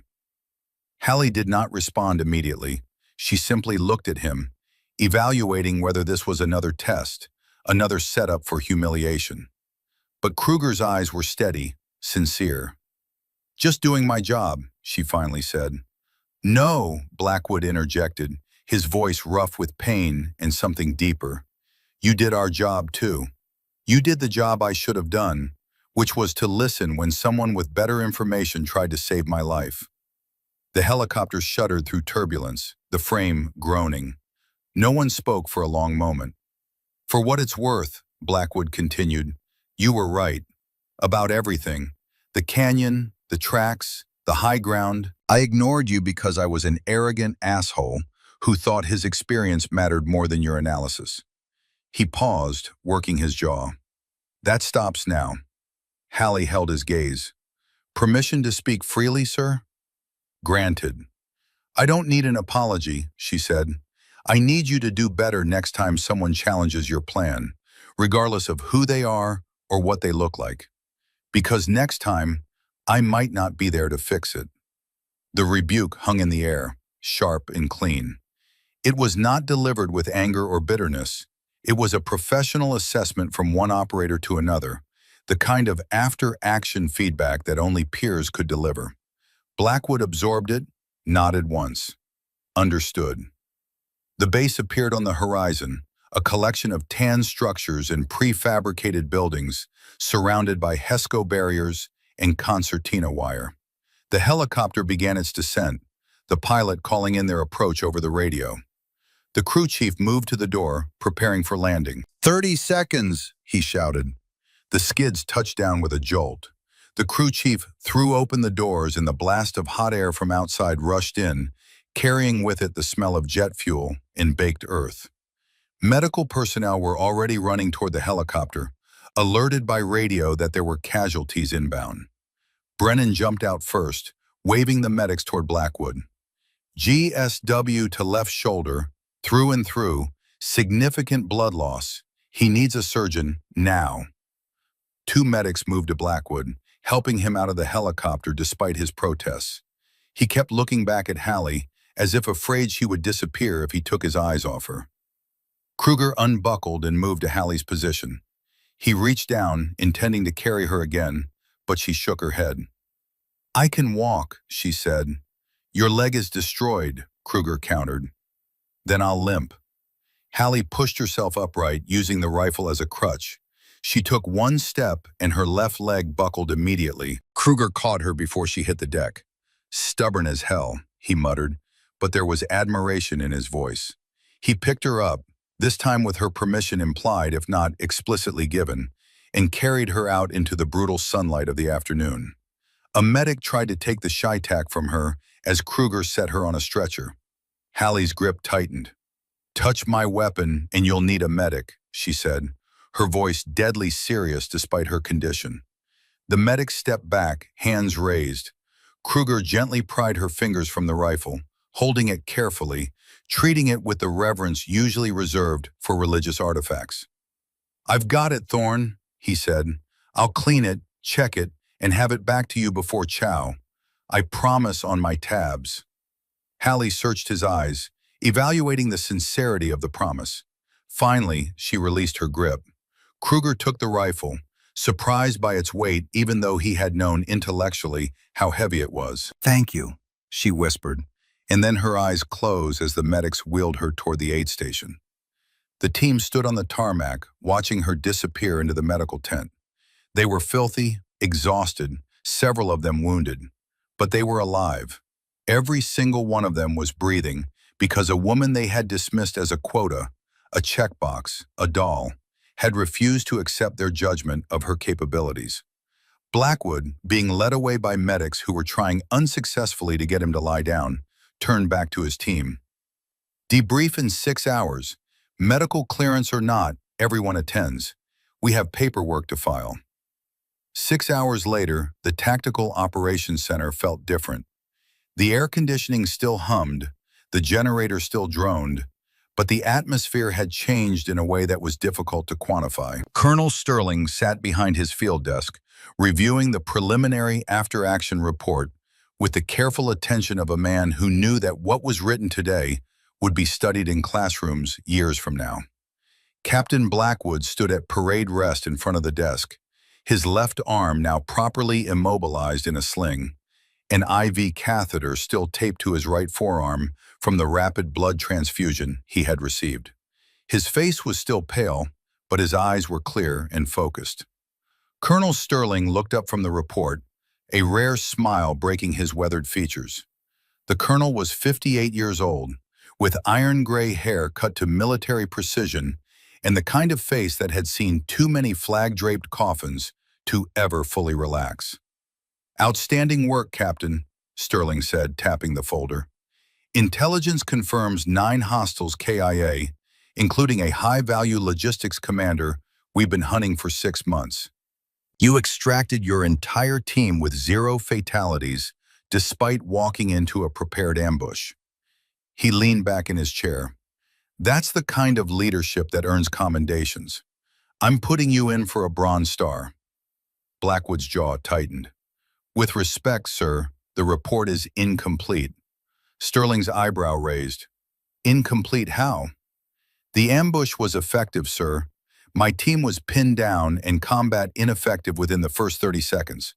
I was wounded. Communications were compromised. We were approximately 1 minute away from being eliminated by indirect fire. Blackwood stepped forward, reaching for a pen on the colonel's desk. Permission to amend the report, sir? Sterling gestured assent, curiosity evident on his face. Blackwood opened the file to the Mission Success Attribution section. With his good hand, he wrote in clear, deliberate script, Mission success attributed solely to Specialist Hallie Thorne.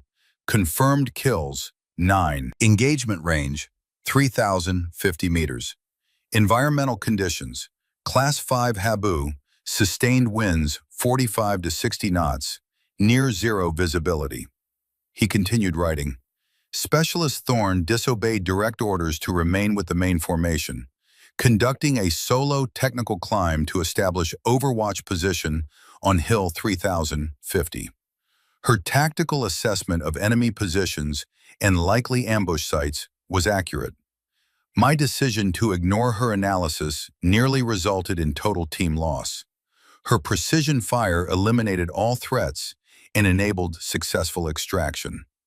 Sterling read the addendum, his expression shifting from surprise to something approaching awe. He looked up at Blackwood.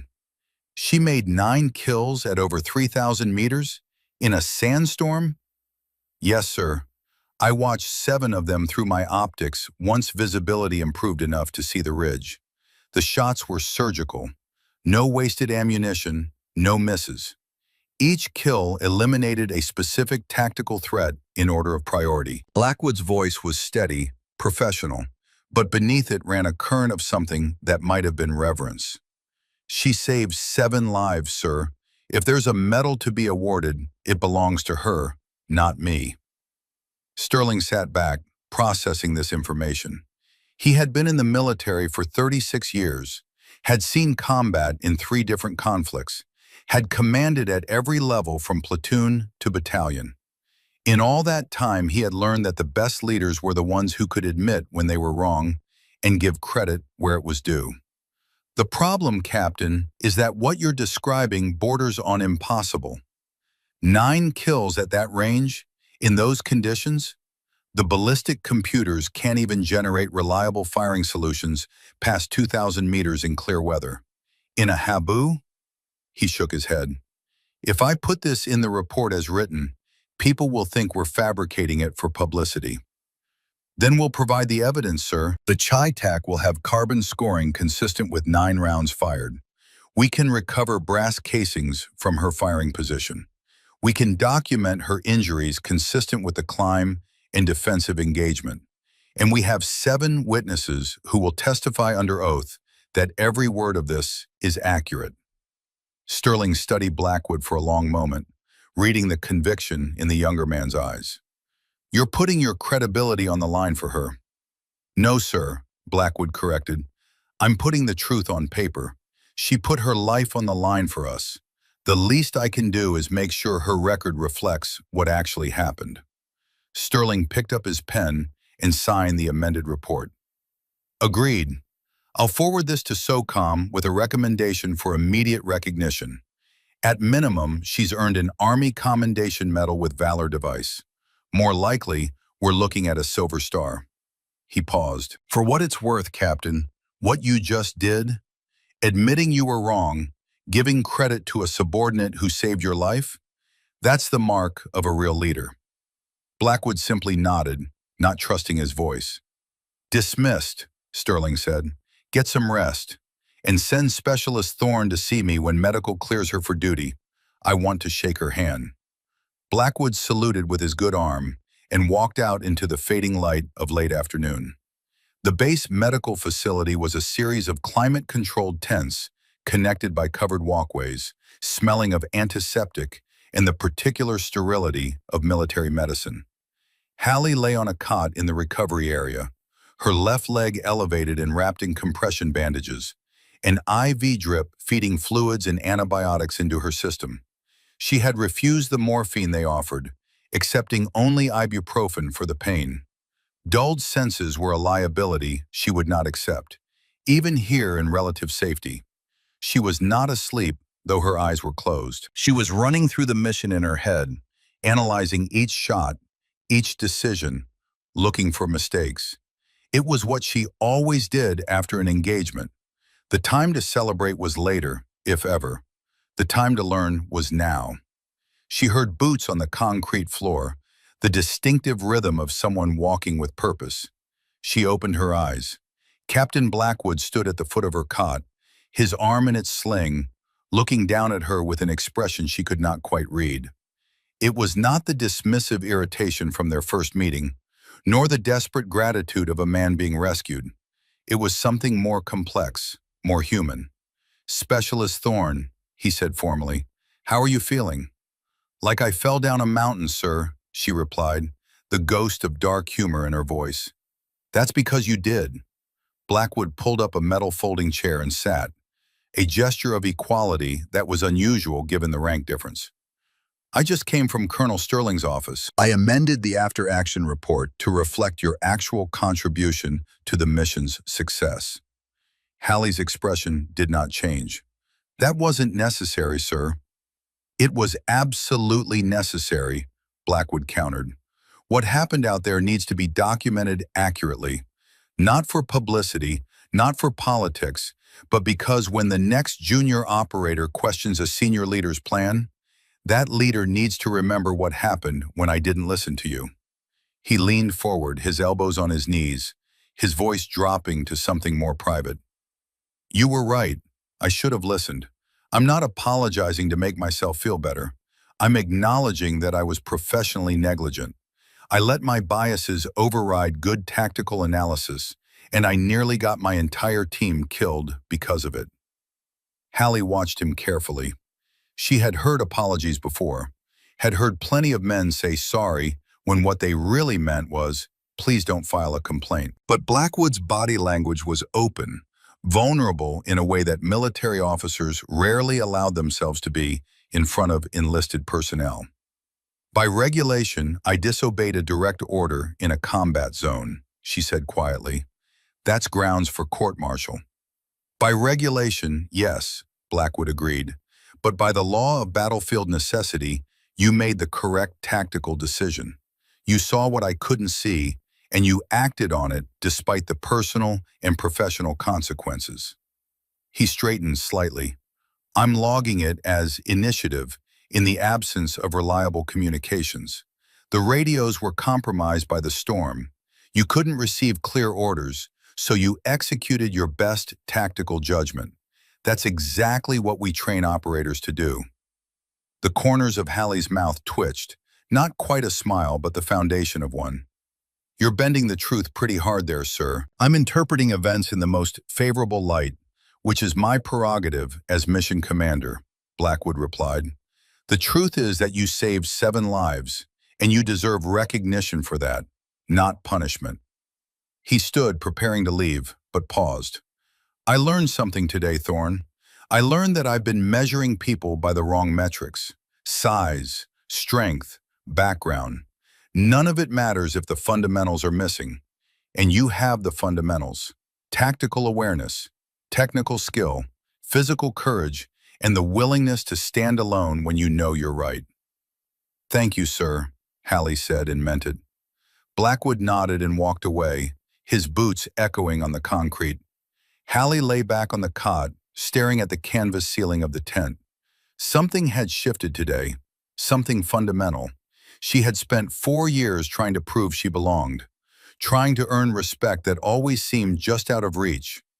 Today, she had stopped trying to prove anything. She had simply done her job at a level of excellence that made proof unnecessary. The dining facility at Forward Operating Base Sentinel was a long tent with industrial air conditioning units bolted to the sides, fighting a losing battle against the heat.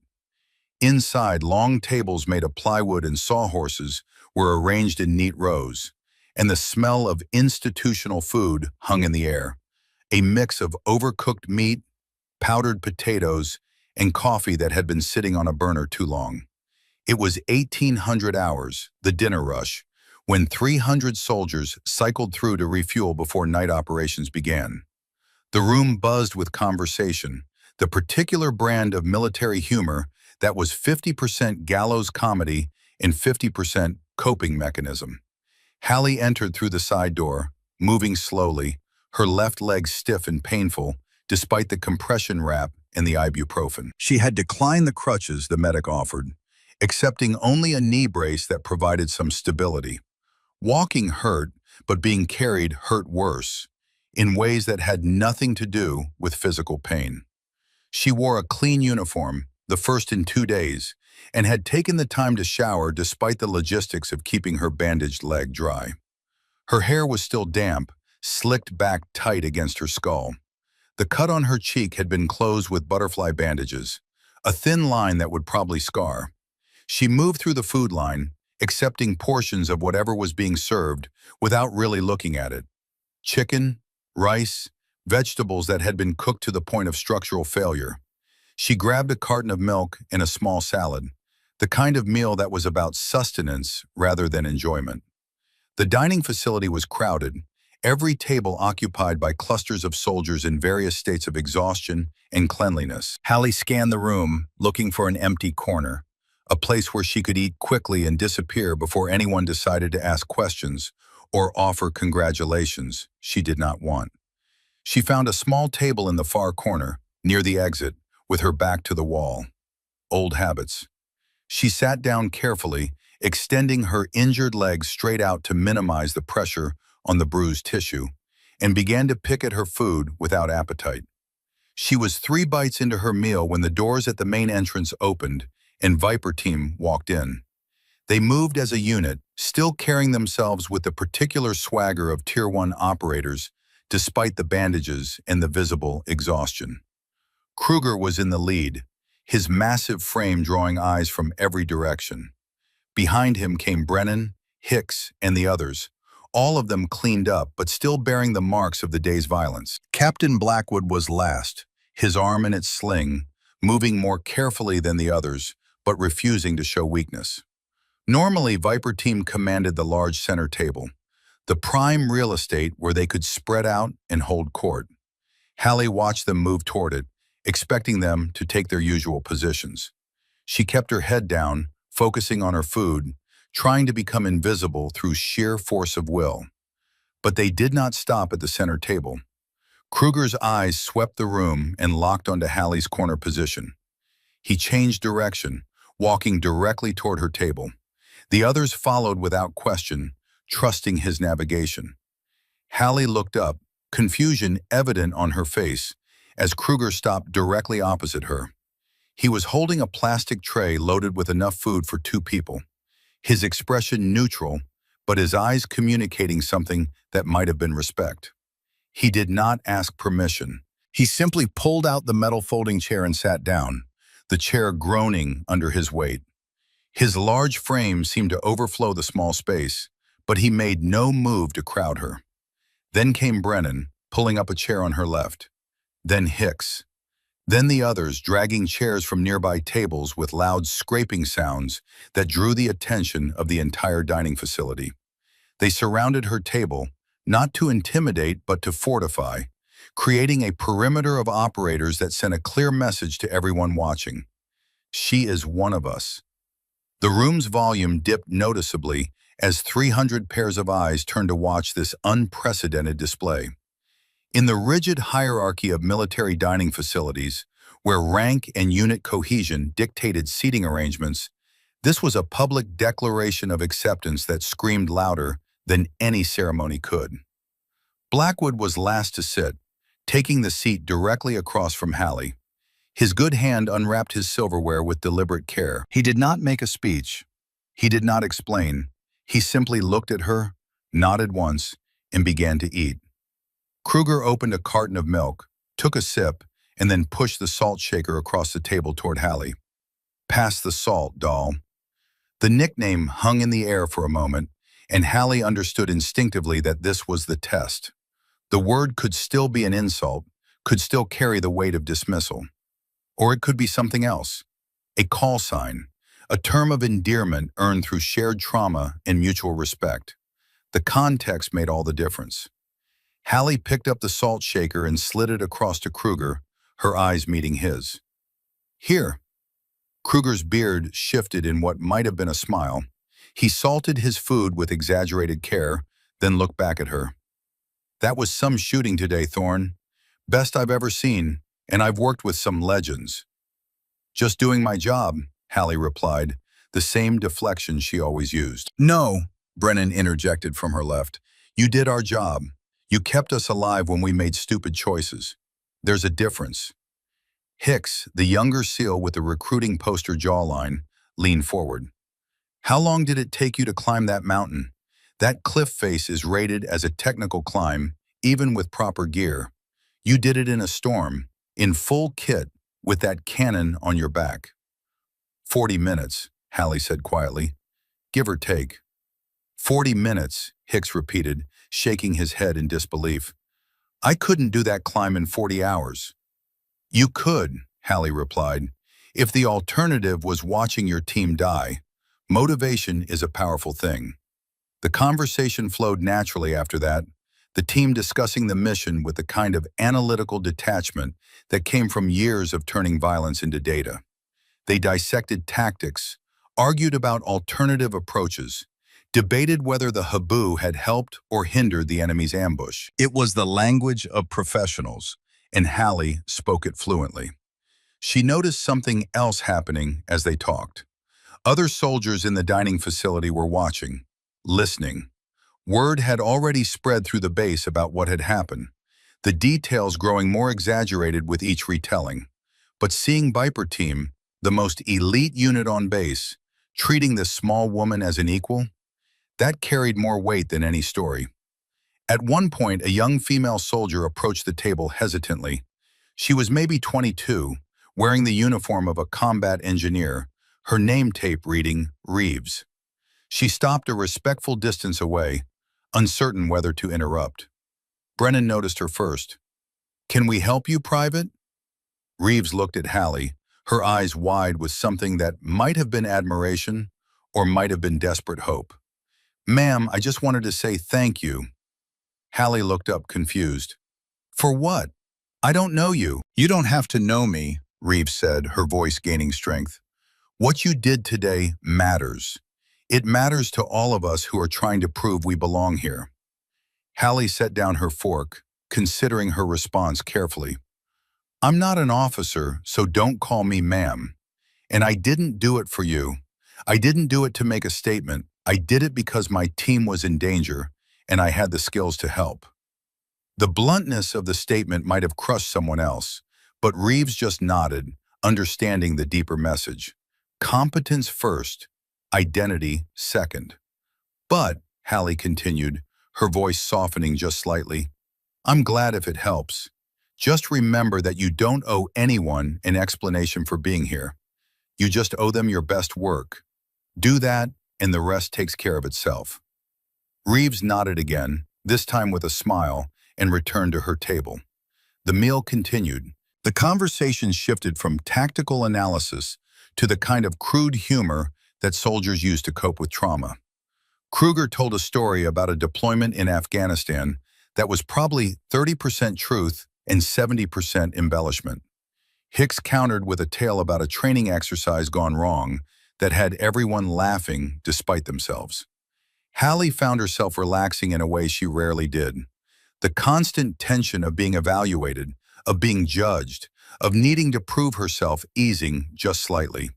She was still alert, still observing, but for the first time in recent memory, she did not feel like an outsider looking in. As the meal wound down and soldiers began clearing their trays, Blackwood leaned back in his chair, regarding Hallie with thoughtful attention. Question for you, Thorne, he said. When you were up on that ridge, when you realized we were walking into the ambush, did you ever consider just letting us learn the hard way? The table went quiet. It was a bold question, the kind that could only be asked by someone secure enough to contemplate their own failures. Hallie considered the question seriously, not deflecting with humor or false modesty. No, sir, The thought never crossed my mind. You were wrong about the tactics, but you weren't wrong about everything. You're a good leader who made one bad call. That doesn't mean you deserve to die for it. Even after we treated you like shit? Kruger asked bluntly. Even then, Hallie confirmed.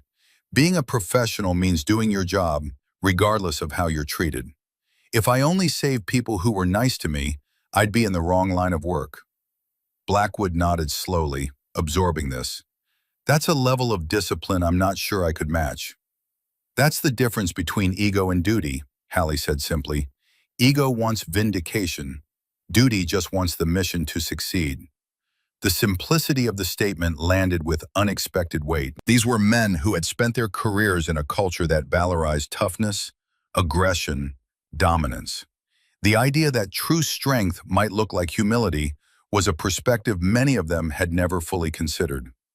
The sun was setting outside, painting the sky in shades of purple and burnt orange that filtered through the canvas walls of the dining facility. Soldiers began filtering out to prepare for night operations, the room gradually emptying. Viper teams stood as a unit, collecting their trays. Blackwood lingered for a moment, looking down at Hallie. Get some rest, specialist. We've got a follow-up operation in 72 hours. I want you in the briefing, and this time, I want you presenting the terrain analysis. Your call on the approach route. It was not an apology. It was something better. It was trust. Yes, sir, Hallie replied. The team filed out, leaving Hallie alone at the table. She looked around the now quiet dining facility, at the sunset light streaming through the entrance, at the empty chairs that had been filled with men who had finally seen past her height and her gender to recognize her competence. She thought about the long road that had brought her here, the thousands of small humiliations, the constant need to be twice as good to be considered half as competent. She thought about all the times she had wanted to quit, and she thought about today, about the climb and the shots and the slide down the mountain, about the moment when Kruger had called her doll, and it had sounded like respect. The journey was not over. Tomorrow would bring new challenges, new doubters, new mountains to climb. But tonight, for the first time in a long time, Hallie Thorne felt like she had finally reached a summit worth the climb. She stood, collected her tray, and walked out into the cooling evening air. Her shadow stretched long across the ground in the fading light. At 4 feet 9 inches, she was still the smallest person on this base, but in the failing light, her silhouette was indistinguishable from the giants she walked among. 3 months later, Forward Operating Base Sentinel bustled with the controlled chaos of a shift change. A new SEAL team was arriving to rotate in as Viper team prepared to rotate out. The incoming unit, Team Sidewinder, was fresh from their pre-deployment workup, all sharp edges and untested confidence. Their team leader, Lieutenant Marcus Hendricks, was 28 years old and looked like he had been assembled in a laboratory designed to create recruiting posters.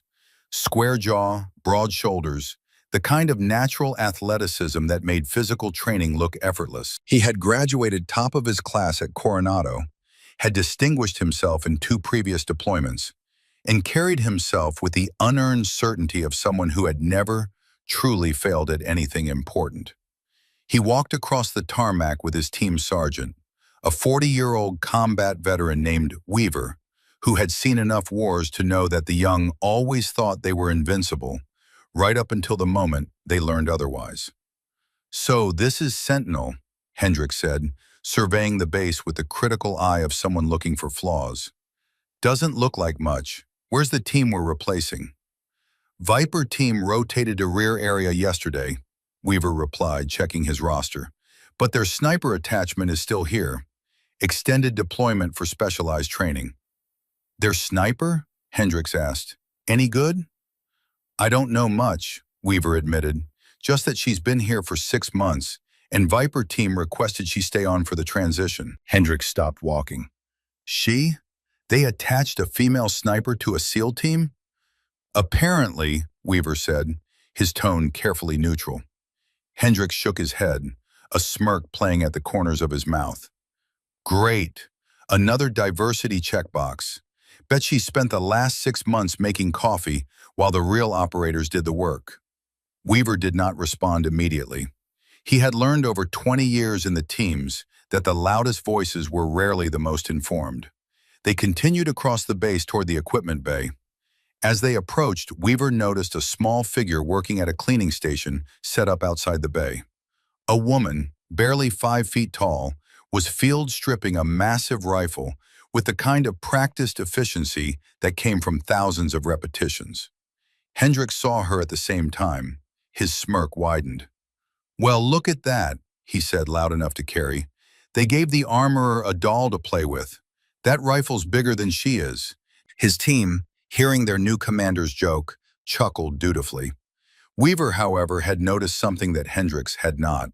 The rifle was a Chi-Tac M200 intervention, one of the most sophisticated long-range precision systems in the military inventory, and she was handling it with casual familiarity. Weaver also noticed the name tape on her uniform. Thorn. His stomach dropped. "Lieutenant," Weaver said quietly, urgently, "we should keep moving." But Hendricks was already approaching, his stride confident. "Hey there, sweetheart. You lost? This area is for combat personnel only." Hallie Thorne looked up from her work. Her face was impassive, her eyes hidden behind ballistic sunglasses that reflected Hendricks's smirking face back at him. She did not respond immediately, instead using a bore brush to clean a section of the rifle's chamber with deliberate care. "Lieutenant Hendricks," Weaver said, his voice taking on a harder edge. "Stop talking. Right now." Hendricks glanced back at his team sergeant, confused by the sudden urgency. "What? You're making a mistake," Weaver interrupted. He stepped forward, positioning himself between Hendricks and Hallie. "Sir, this is Specialist Hallie Thorne. 3 months ago, Viper Team walked into an ambush in the Devil's Throat Canyon during a Class 5 haboo. They were pinned down, blind, taking casualties. Specialist Thorne climbed Hill 3050 solo in the storm, established overwatch at 3050 meters, and eliminated 9 hostiles with 9 shots. She saved every single member of that team." The smirk died on Hendricks' face. His expression shifted rapidly through confusion, disbelief, and dawning realization. "9 kills at 3000 meters? Hendricks said, his voice dropping. "In a sandstorm?" "9 for 9, Weaver confirmed. "The after-action report has been sent to SOCOM as a case study. Captain Blackwood put her in for a Silver Star. She's now the go-to consultant for long-range precision fire training for the entire theater." Hendricks looked back at Hallie, who had resumed cleaning her rifle, apparently unconcerned with the conversation happening 10 feet away. The confidence that had carried him across the tarmac evaporated. He approached again, this time with his ego firmly in check. "Specialist Thorne," Hallie looked up. "I apologize for my comments," Hendricks said, and to his credit, he sounded genuine. "That was unprofessional." Hallie regarded him for a long moment. Finally, she set down the bore brush and stood, her full height barely bringing her eye level to his chest. "Apology noted, Lieutenant," she said, her voice neutral. "But unnecessary. I've heard worse from better men." The casual brutality of the statement landed like a physical blow. Hendricks absorbed it, nodded, and tried to salvage the situation. "I understand you're on Overwatch for our operation next week. I was hoping we could get your tactical assessment before we step off." It was a request, not an order. It was an acknowledgement of her value as an operator. "That depends, Lieutenant," she said, a ghost of something that might have been humor crossing her face. "You planning to listen this time?" Hendricks blinked, then realized she had been listening to the entire conversation, aware of every word, choosing when to respond and when to ignore. "Yes, ma'am," Hendricks said seriously. "Every word." Hallie nodded. "Good. Briefing is at 1900 hours in the TOC. Don't be late. The terrain in this theater doesn't forgive poor planning." She turned back to her rifle. The conversation was over. Hendricks and his team walked away, properly chastened. Weaver fell into step beside his lieutenant, saying nothing, letting the lesson sink in. "I'm an idiot," Hendricks muttered. "You're young," Weaver corrected, "but you learn fast." Behind them, Hallie Thorne finished reassembling her ShyTac. She ran a function check, the bolt sliding smoothly, the trigger breaking cleanly. Satisfied, she began loading magazines for the next operation, each round seated with careful precision. The sun was setting, painting the sky in shades of amber and violet. Tomorrow would bring new challenges, new doubters, new people who would see her height before they saw her skills. But tonight she had work to do, briefing to prepare, terrain to study, operations to plan. The work never ended. But that was fine. The work was what she lived for. She walked toward the operations center, the ShyTac slung across her back, moving with the quiet confidence of someone who had nothing left to prove. They called her Thorne now, and when they said it, they meant precision. They meant excellence. They meant the woman who climbed impossible mountains and made impossible shots, because the alternative was watching her brothers die. Hallie Thorne, 4 feet 9 inches of pure, undiluted competence.